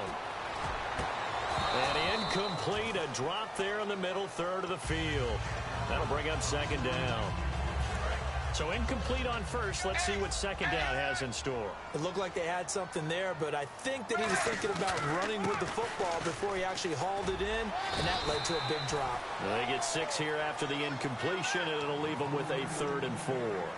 And in this situation with the lead fourth quarter, they're liking keeping the ball on the ground, I'm sure. That's just smart football, but you know the defense has to know it as well. They've got to stop them here. So now we're going to see that loading the box in a big way.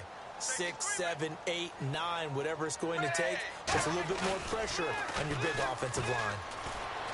Out to the flat. That's complete to his running back. Throwing far off the tackle, and that effort gives him the first before he's brought down. 12 yards there as they move the chains. And that pickup of a first down, that's going to leave a mark because they really needed to stop them there, didn't they? So frustrating. Defensively, you're a play away from getting that football back here down late. Tough. Now they've got to find a way to create a turnover or takeaway. Otherwise, this one will probably get away from them. And he'll give it here to his running back. And he is going to lose yardage here. It's a loss of 2 there, bringing up second down. That was a nice play by the defense, but the offense can't let that one play define them. Let it go, move on, and start over again.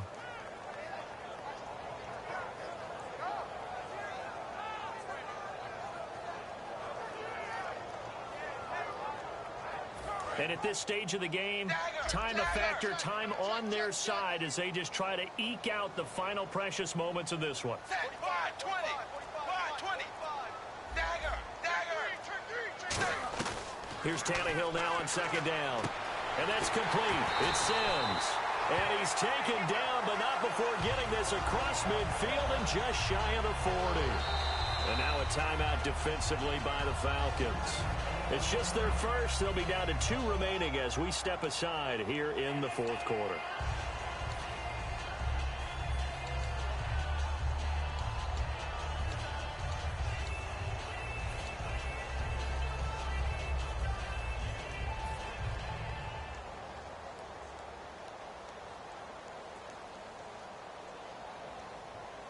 So after that big play, let's see if they can catch their defense maybe on their heels. On first down, Tannehill. And over the middle, this is Parker. Give him 2 yards on that play, and it'll be second down. Time for a break. We'll come back, see what transpires after this.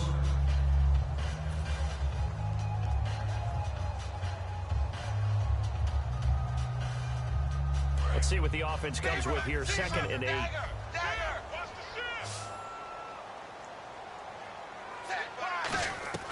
A shotgun snap for Tannehill. Eluding the pressure right.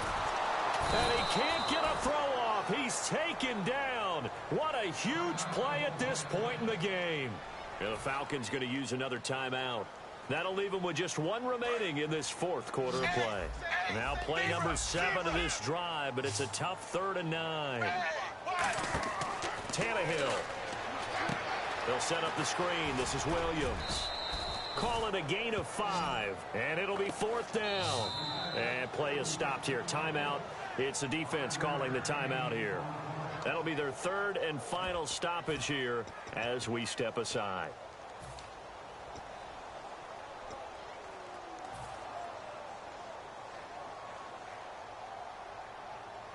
NFL teams last year a little under 50% on 4th down conversions. This is a bit tougher. 4th and 4. On 4th down, Tannehill. And Stills over the middle. And he gets the first down here as he's taken down at the 24. Well, that's some kind of effort. When he caught it, I doubted if he could get there. Knew it was going to be close, but credit him. Really good effort. How about the rack on that play, the run after catch? But most of the time we think of it as just being an open field and picking up yardage. Sometimes you have to be real physical in order to gain the yardage you need for a first down.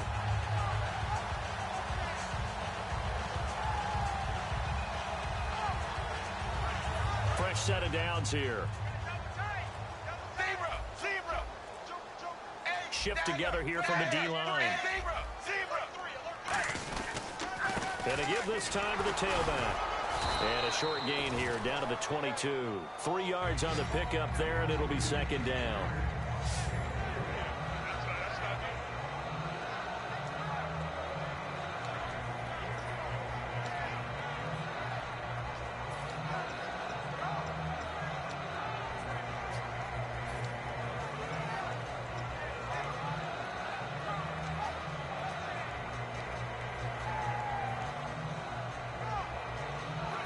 Just play after play after play on this long drive for the offense. They stay on the ground this time. It's Williams. Just a 1-yard pickup there, and it's going to make it 3rd down at 6.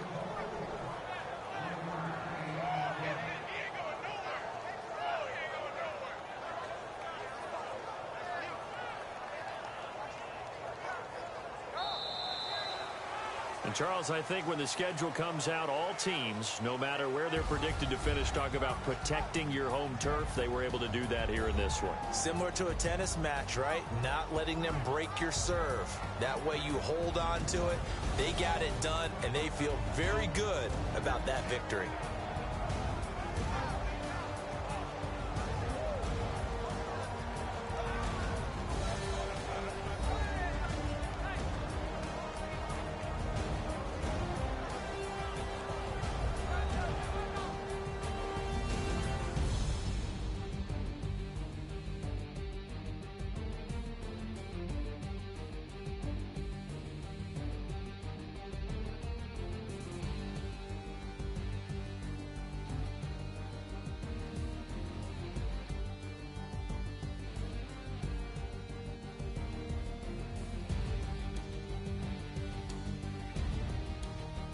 So that'll do it for us. For Charles Davis and all our crew, I'm Brandon Gaudin. You've been watching the NFL on EA Sports. The Dolphins are winners here as we say so long from South Florida.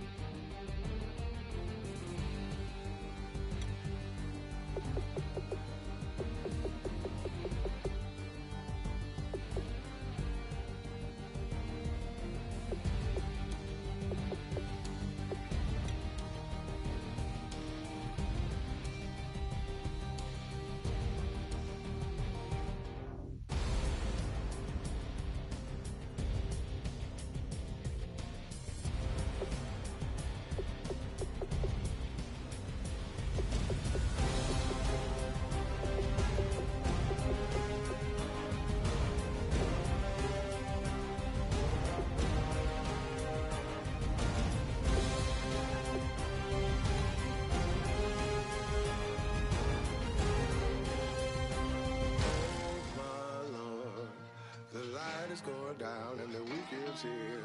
Save my soul. I can feel it coming, troubles in the air.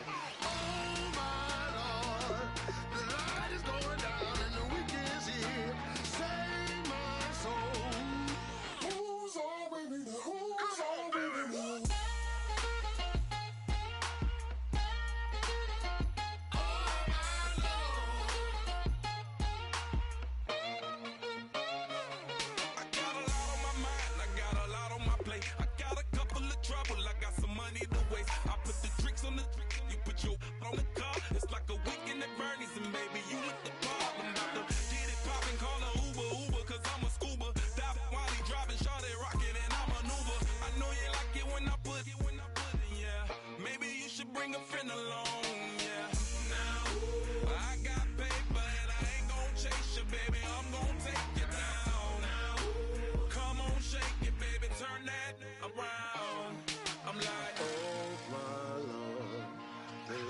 Going down and the weekend's here. Save my soul. I can feel it coming, troubles in the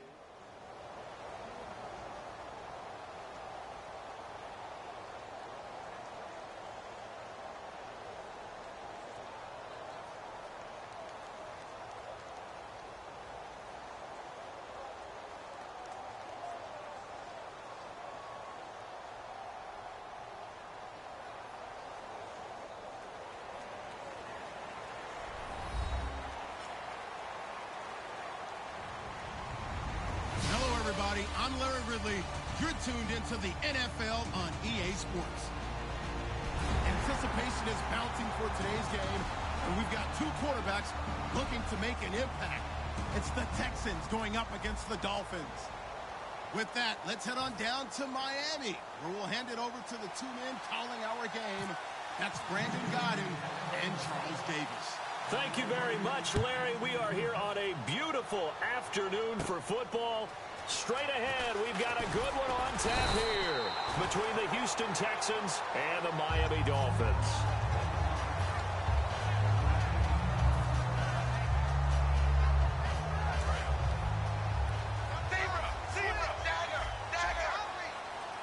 They come out here in the I. Now a play fake here on first down. Escaping the pressure right. And some room to work. And he's going to be out of bounds right at the 40. 15 yards there on the scramble and a first down. That was an excellent job of recognizing the situation. His first read wasn't there. Heck, his second read wasn't there. But he bought himself a little extra time scrambling out of the pocket, got to the sticks, and picked up the first down.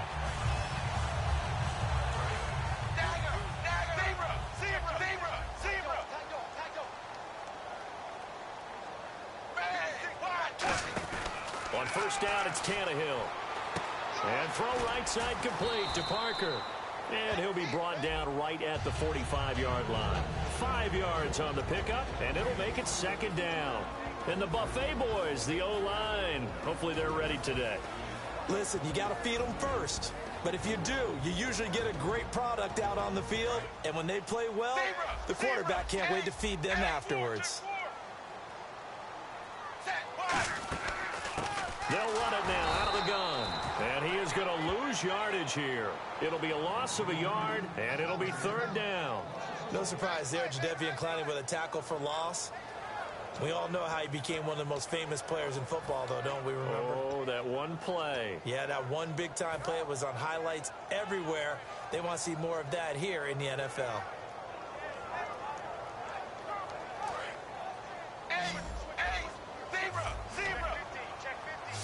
And the Texans have an extra defender in the secondary now on third down. Tannehill. It's caught. Stills right side. They'll get a couple yards on that one. So they're going to come to the line here, and it appears trying to go for it on fourth.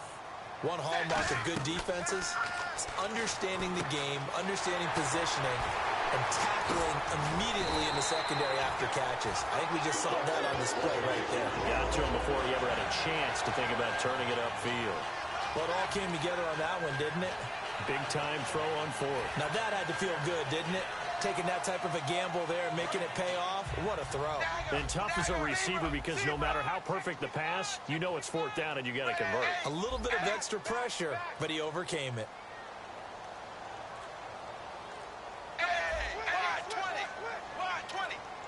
Play clock winding down. On first down, Tannehill. And that's complete. It's Sims. And he's going to get it down to the 33-yard line here. A gain of 4 on the play, and it'll be a second down. The defensive crew for the Texans. Here's a look. Whitney Merciless is rapidly becoming one of the top outside linebackers in the game. As well he should. With that name, he's got to be great. To the air again, Tannehill. Flushed out right. Now he's going to throw deep. And this is caught by Parker for a Miami touchdown. Devontae Parker, 32 yards. And the Dolphins are going to take a first-quarter lead. Now Andrew Frank's on for the point after. And that makes it 7-0 Dolphins.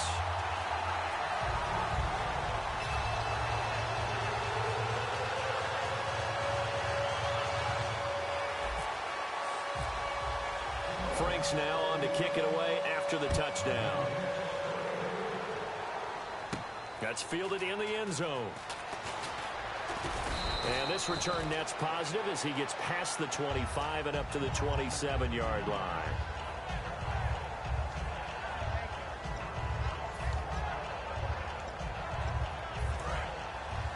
Possible run anticipation here as the D-line sandwiches together. Now Osweiler on first down. The catch made by DeAndre Hopkins. Hopkins had a frustrating afternoon against the Jags. Targeted 13 times, but caught only 5 balls, 48 yards. It's been tough for him all year because as the #1 receiver, you're not only targeted by your quarterback, you're targeted by the defense as well. 2 and 3 guys in coverage against him, and it was made even worse this past game because Will Fuller didn't play. and neither did Jalen Strong, so they could really focus their attention on DeAndre Hopkins. He's topped 60 yards only twice this year. We noted earlier, Osweiler only threw for 99 yards in Week 10. The ground game got going a little bit, though. Lamar Miller had 83 on 15 carries. And he seems to be extremely happy to be in Houston because he wanted to be a full-time guy and take on as many carries and catches as he could possibly get. And Bill O'Brien, the head coach, is not averse to having him do that. But he has some help in this game, too. Akeem Hunt with 52 yards on the ground. And the big boys up front in the trenches. What do you think of the O-line, Charles? I love them because this is a group that's so... Trying to force it to Hopkins, and it's intercepted. It's the former Seahawk, Byron Maxwell. And the Dolphins getting set to go here. Good drive last time. Really effective passing the football. Do you maybe mix it up, now go to the ground game and surprise the defense a little bit? I would anticipate the defense making some changes, but I wouldn't necessarily just absolutely go in the opposite direction. They're doing so well throwing the ball. Yeah, I wouldn't change it up until they showed me a reason to do so. Officially no gain on the play, and it's second down. So nothing there. I don't know that that's all in the back, though. You got to look at blocking there, don't you? I would agree with that totally. At some point, they have to win at the point of attack. Instead, it was the defense getting it done again and holding them to no gain. Offense looking to avoid a 3rd and long. It's 2nd and 10. They come up in an empty set. 4 wide receivers, 1 tight end. Tannehill, he's got time. He's going to sling this deep downfield. And he knocks the ball away, and it falls incomplete. Fans do love the long ball, don't they? And he already found his guy once. Tried to give him another chance there, didn't he? Yeah, he did. Couldn't connect, but as you alluded to, he does have that touchdown from earlier, trying to keep him in the rhythm. Throwing on 3rd down, Tannehill. Flush to his right. And time finally runs out. He can't get rid of the football, and he's taken down. Well, Brandon, sometimes I think when we watch games, we're actually watching a living museum because we're seeing the evolution of positions almost with each passing game. How about defensive ends nowadays and the way that they can run almost all the way across the field? It is unbelievable, isn't it? I mean, they're so strong, but they're so lean. They can move so quick with those bodies. It's almost unfair. You're supposed to be able to know where a defensive end is supposed to be on every play. These guys flash so quickly, you're not sure where they're going to end up. Let's chat about the division dominance for the Texans as they come back onto the field. They've won 8 straight games against the AFC South after that Week 10 win. They've really taken over for Indianapolis, haven't they? Because it wasn't that long ago we were conceding this division to Indianapolis each and every year. Now, it's Houston's. 8 straight, as you just mentioned. Longest active streak in the NFL right now. And by the way, maybe I'm getting ahead of myself, but the Super Bowl is being played in Houston this year. Now it's Osweiler. And to the left side, Fedorowicz has it. Still staying on his feet. Are you serious? A big play that time on the catch and run. And it'll move the chains. And that's why defensive coaches preach swarming to the football. It's usually going to take more than one guy to get that big man down. And it did right there. Multiple broken tackles, but they eventually get him down. Osweiler, a hit as he throws there, incomplete. Okay, that incompletion gives me a chance to get your thoughts on Cleveland. Is there a win on that schedule for the Browns? I think that there is, because I just don't see this team as an 0-16 team. There is talent there. Obviously, Joe Thomas at left tackle and Joe Hayden at corner. I mean, they've got some players on the squad. But the bottom line is, when you have this bad momentum going, how do you reverse it? You know the game I'm identifying? San Diego coming to Cleveland Christmas Eve. Long trip, warm weather team going into the cold of Cleveland. That could be the one. The hook up on the right side to Hopkins. And here he'll be brought down a little shy of the 35 at the 36. And a pretty simple completion there underneath, but a successful one for the offense. Partner, it doesn't have to be the big shots downfield all the time. Having that safety net underneath is a great thing for a quarterback. Now it's Miller. And they'll be inside the 35 now at the 34-yard line. Only 3 there on the pickup, but that's enough to move the chains. Not too many more ideal situations in 2nd and 2 in order to try and pick up a first down. They ran it and picked it up. Throwing now, Osweiler on first down. It's complete to Fuller. 13 yards there on the pickup, and that'll be good for a Houston first. in the red zone this time. And the D-line pinching together must be expecting the run. And now the passing game here in the second quarter starting to heat up a little bit. Don't you feel the rhythm starting to happen, right? You see it. Now the confidence is starting to rise. I think now's a play caller. Because that has happened, you lean on it a little bit more. You don't go totally away from running the football, but you do say, guess what? We can throw it. We can throw it well with a whole lot of confidence. Again on 2nd and 10 now. It's Osweiler. He's going to lead this for his running back. It's complete. And he's brought down just outside of the 10 at the 11. It'll be a gain of 9, and that'll bring up a 3rd and 1. And at his size, he's a smaller back. You can get him to football. You can kind of get lost, make someone miss. It's good for him. And he'll take this one in for a Texans touchdown. Alfred Blue taking it in from 11 yards out. And the Texans are an extra point away from tying this football game. And this one through the uprights and good. So a tie ball game here as the kick's away. Here comes Grant on the return. And nice work on the return as they'll start their drive just past the 30-yard line. And out come the Dolphins now.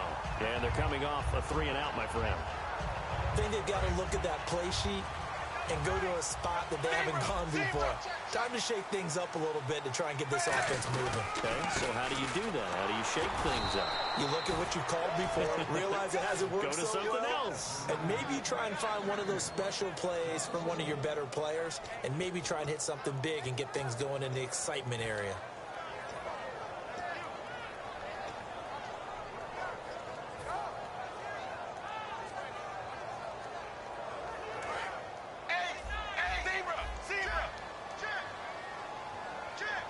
They'll come out in the pistol.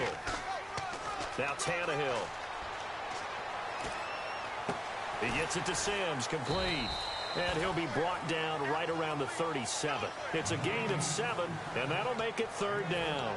Boy, the evolution of the game and how these guys on plays like that can get out of the pocket, keep plays alive, it just makes things so much harder for defenses. It really does, and we're talking about an era in the game where the quarterbacks are the most athletically gifted that we've seen in a bunch. I mean, when you talk about collectively, it's unbelievable. So their ability to move is practiced now. It's not necessarily, oh, he just took off and you guys figure it out.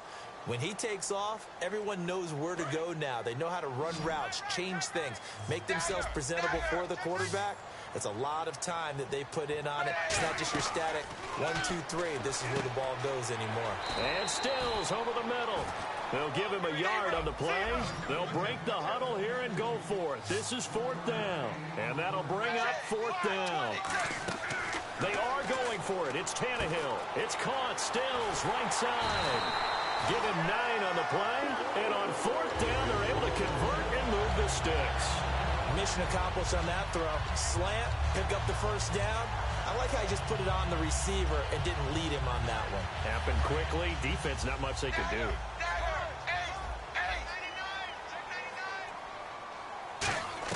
Tannehill on 1st down. He rifles one that's intercepted. Picked off by Kareem Jackson. And his guys are going to get the football at their own 47-yard line. And now out comes Houston. And they were able to punch it in the end zone last time. They'll be looking to do that again here for the defense. Obviously, they'll be looking to stop them from punching it back in the end zone. It always is punch-counter-punch, isn't it? And which team has the advantage? Well, let's just go back. Last time on offense, they rolled downfield, got into a good rhythm. You can see a little more bounce in and out of the huddle. You can see the sideline really get into the game. So defensively, you're thinking to yourself, how do we take that away from them? How do we get the advantage back? Let's see what they come up with. I think pressure is always the first way to go. You love pressure. I love it. We'll see if they dial it up this drive. Osweiler throwing over the middle, and it's incomplete. He was looking to get it to his running back, Lamar Miller, and it's 3rd and short.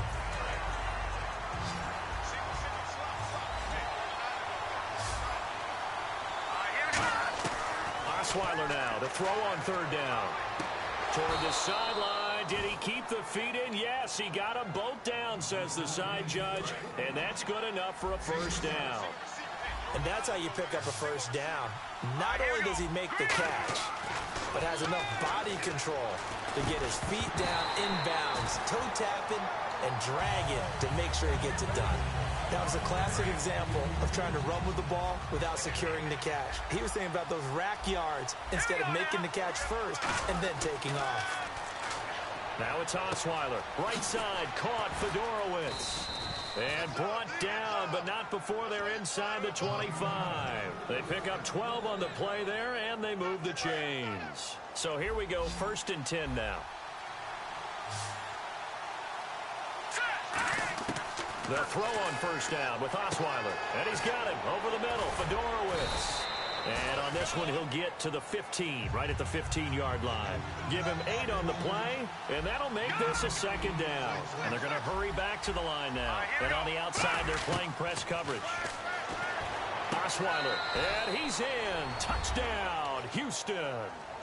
Braxton Miller, a 15-yard touchdown grab. And the Texans are in for 6. And he's got it. It's now a 14-7 ball game. Now it's Novak on. He'll send this one away following the touchdown. This one fielded at the 5.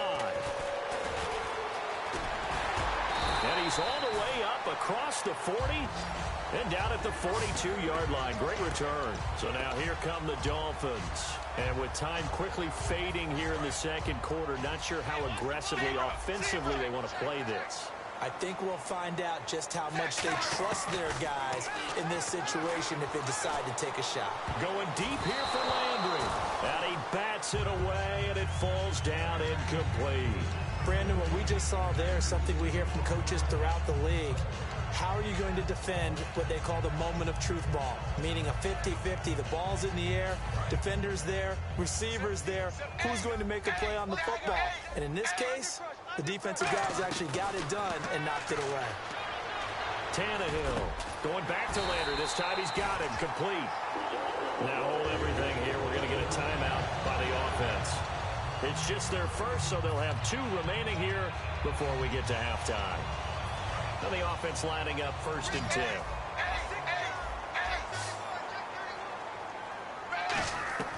On 1st and 10, Tannehill surveying the field. He's going to, and this is caught.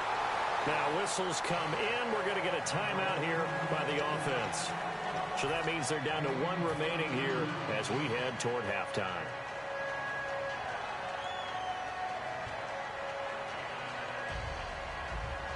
And unless this is a quick incompletion, this is likely the last play here of this first half.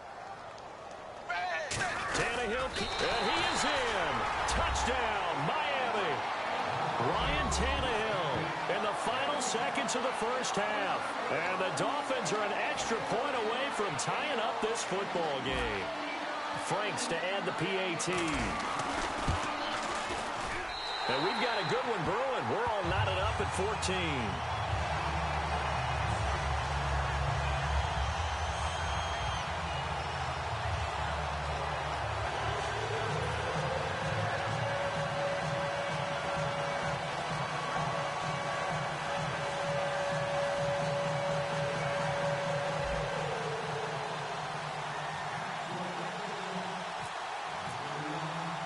So we're right back where we started, all even as the kick's away.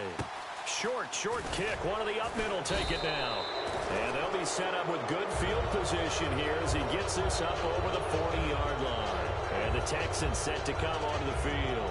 And from this spot in the field with the clock where it's at, you think we're just going to see a knee and that's it? And I think in this situation, that's the proper play. But we do know there's some risk takers out there that may want to take one more shot before the clock runs out. Final play of the half. It's Osweiler eluding the pressure right. Now he'll let it go deep right side. Into a double team, and it's intercepted. Picked off by Michael Thomas. First half in the books. You're watching the NFL on EA Sports. Both teams appear ready for the fight ahead, and we resume action here in quarter number 3. That'll be taken in the end zone. Stay stays on his feet. And now out comes Houston. First half showed us some pretty good offense. Tie game. We'll see what the second half brings. And it'll be interesting because I think both sides feel pretty good about what their offenses are doing. Got to wonder what adjustments are being made defensively to try and get a spark and maybe slow down the other side. But here, do you change up anything on this opening drive? Not offensively, you don't. You got everything going your way. You've probably prepared for maybe some change-ups you might expect, but overall, you like what your game plan's showing you. Miller, the lone setback, and he'll get it up the middle. And he'll be brought down just shy of midfield at the 49-yard line. 7 yards there, good enough to move the sticks. 2nd and 1 is often an invitation to take the big shot downfield. I'll bet the offensive lineman said, are you kidding? We just get on our backs, and we'll still get the first down. They love being physical. Now Osweiler, and he's got it, Fedorowicz, and he's brought down. That one good for 16, and the drive will continue. And there's a completion to the tight end, and look at the size of these players nowadays. At that spot, 6'4", 6'5", and up. A lot of guys used to be basketball players, somehow came back to football.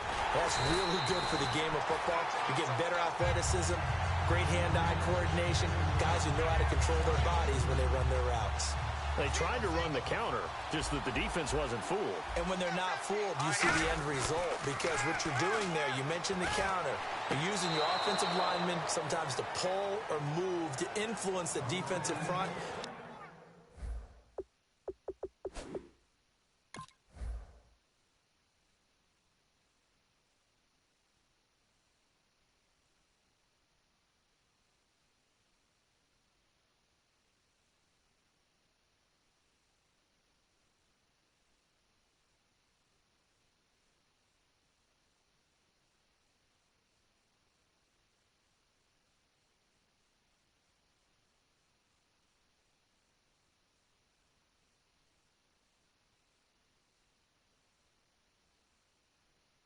Go in that direction and create the space back in the other side and block it appropriately. But you're exactly right. Didn't move him, sat there waiting for him and made the play. And the coach has decided to challenge this play. He has tossed down the red flag. Shift together here from the D-line. They come out 5 wide, 3 of them to the right side. Osweiler dumps it complete to Miller. It's a nice pickup of 12 yards, and it gives him a 1st and goal. We always talk about having to read defenses and how complicated that is. Well, this was an excellent read. Read the pressure and got rid of the football before it even got to him for a nice game. And when they're blitzing like that, running back usually a good spot to go with the football? Without a doubt, because he's right in your sight line or he's near you. So you're able to just get it to him easily. And once he gets in space, that's usually a good matchup for him. And now they're in the hurry-up. When we talk about being on schedule, I think they're on schedule after that run, getting it right down there on the doorstep. Maybe even a little bit ahead, because now the defense can't dictate with pressure. They're guessing about where you're going to go. I might come right back at them with the same play, the same set, and see if they can stop them. And this is going to be incomplete. They were trying to get the connection with a former Buckeye, Braxton Miller. And it's 4th and 4.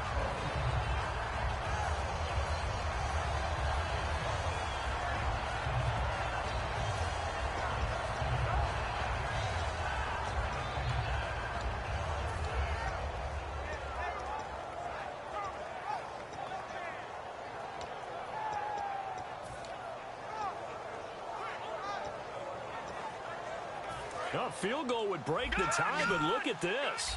Instead, they're going to go for it on 4th and goal.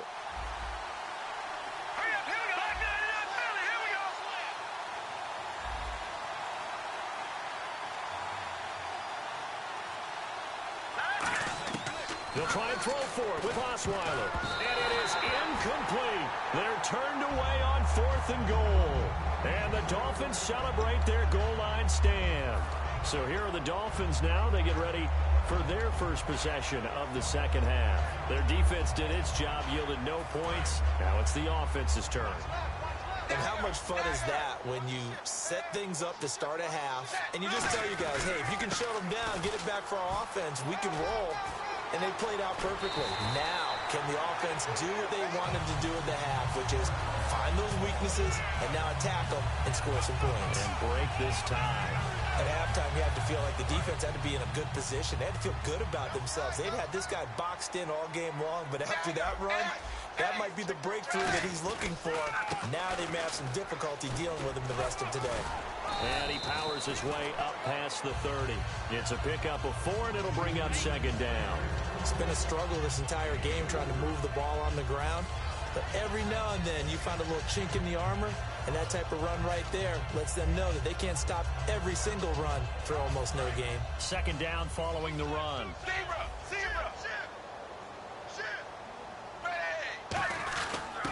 On the ground, this is Williams. And he'll get it out near the 40 to the 39. It's an 8-yard pickup and leads to a new set of downs. That was a good, nice, crisp run for a first down. I wonder if the defense might have been loosened up a little bit, maybe anticipating a pass instead of the run that they got.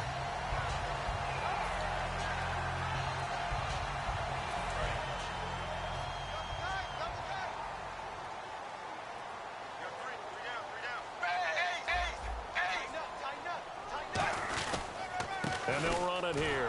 And this play will be blown up. He'll lose yardage back at the 38. That's going to go as a loss of a yard, and it'll be second down. Partner, that defensive win reminds me of something a coach of mine used to say all the time. If you really want it, you'll find a way to go get it.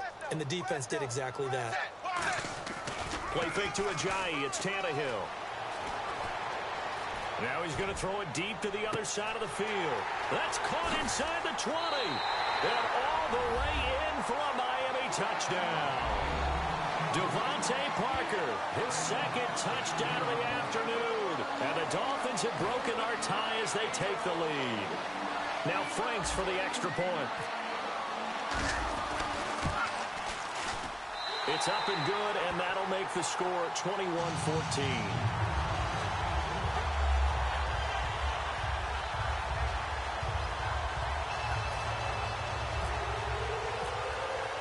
Franks now on to kick it away after the touchdown.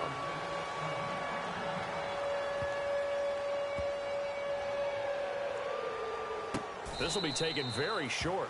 The Texans offense now, they get set to head back on the field here. And last time, they had it 4th and goal, rolled the dice, didn't get it. Now they've got to put that behind them, try to put together another drive. A simple tip of the cap, a nod of the head to the defense. Congratulations, you got us last time. But you didn't hold us the whole time. We got down to position. We were able to be in position to score. Let's go ahead and attack again. Continue to have that kind of confidence. Not worry about it. Under a heavy rush, and down he goes. The corner blitz gets there as he goes down for a loss of 7. And this should be the final play before the quarter ends. Back now in Miami. It's Texans football, but they trail here as we get started in the 4th quarter.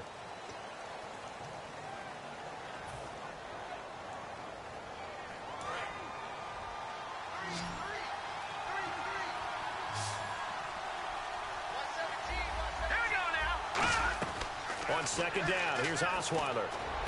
And Miller with it over the middle. And he gets this one all the way up to the 40-yard line. So there on that play, offensively, they ran the crossing route. Defense was in zone coverage. So as a former DB, how tough is it to defend that? It's really difficult because your natural inclination is to chase the receiver and maybe leave your zone. So you have to have discipline in order to talk to your other coverage guys and let him know that that receiver's crossing from your zone to the next zone. He's coming your way. Make sure you have him. And then when the ball is actually thrown, secure the tackle. When they're moving on crossing routes, if you miss a tackle, it usually results in a big play. From midfield now, here's Osweiler. And incomplete there. A nice hit. Jars the ball free and brings up 3rd down.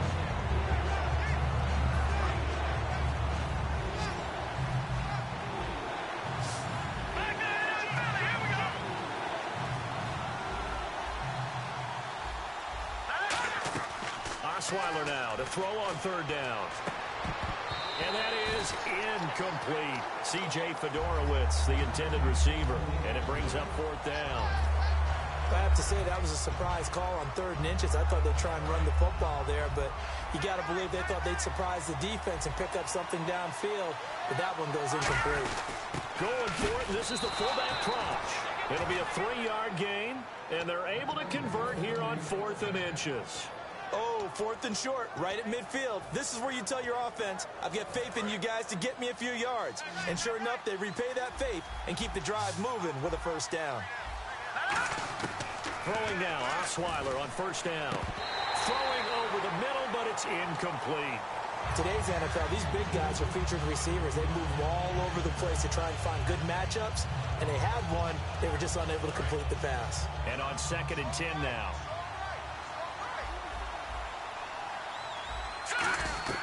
From the gun, it's Osweiler. And he's going to be intercepted a 3rd time. It's the former Seahawk, Byron Maxwell. And he's able to get it back to the 33-yard line. And the Dolphins offense now ready to go back out on the field. And that last drive, a long drive, but not just that. They had a great air attack going. Do they stick with that? I would think that they would, because if they were competent enough to do it on the last drive, starting backed up in their own territory, why would you change anything? They've got to be confident about what they're presenting and continue to do so. Yeah, because the secondary, they really look clueless. And that was amazing because that drive went and went, no adjustments, and no big plays by the defense to knock the ball away. And on the ground they go with a running back. He only got a couple on that one, so not a ton of help. They'll have a 3rd and 8 forthcoming.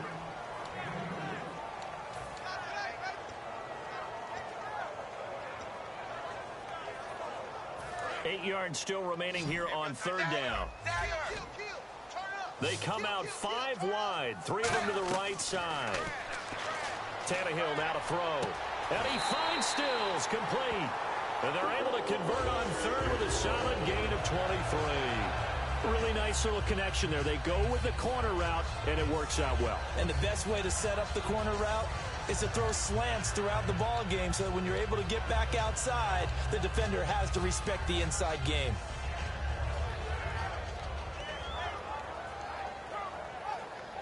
And now a 1st down following that long gain.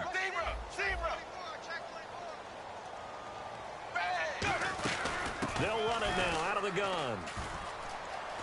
Fighting through. And he'll take this one down to about the 40. Give him a couple on the carry there. 2nd and 8. That's a good play by the guys on the defensive side of the ball. Held them to a gain of 2. And that changes the playbook a little bit now for the guy calling plays. 2nd and 8. Now he's got to probably think about going to the air instead of maybe staying with the ground game.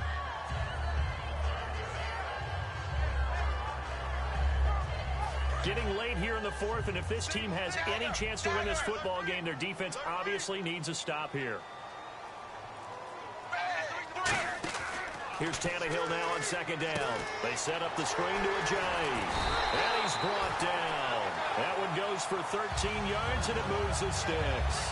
When you run a screen pass really well, you got to like the look of it because so many parts come together to make it work well. The offensive linemen, where they're faking people out, the back slipping out there, catching the football, then all of them going together as one unit downfield. A really nice pickup.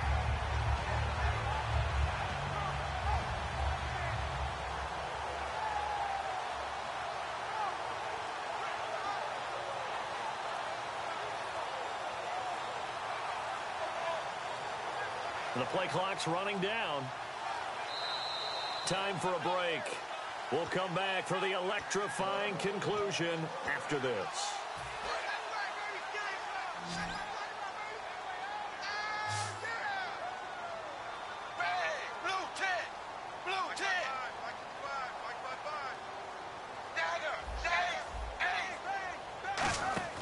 On 1st and 10, Tannehill.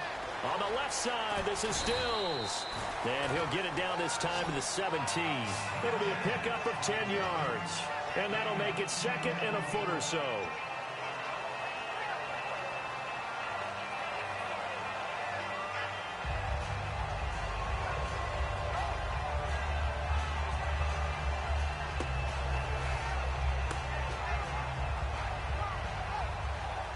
So they complete the pass, and now they face a 2nd down. Wide 20. Wide 20. They'll run it now out of the gun. Give him 10 yards on that one, and that'll earn him a fresh set of downs. Just keep the ball on the ground. Do a little pounding. Chew up some clock. If they can get it in, that might be enough to get them home. And if not, the clock is definitely their friend.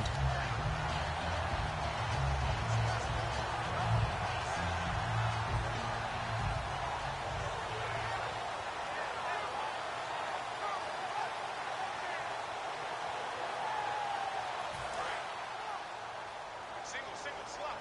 Hey, you're on an island over there. Dagger, 380. Throwing now, Tannehill. That's going to be caught at the 10-yard line. And he'll take this into the end zone for a Dolphins touchdown.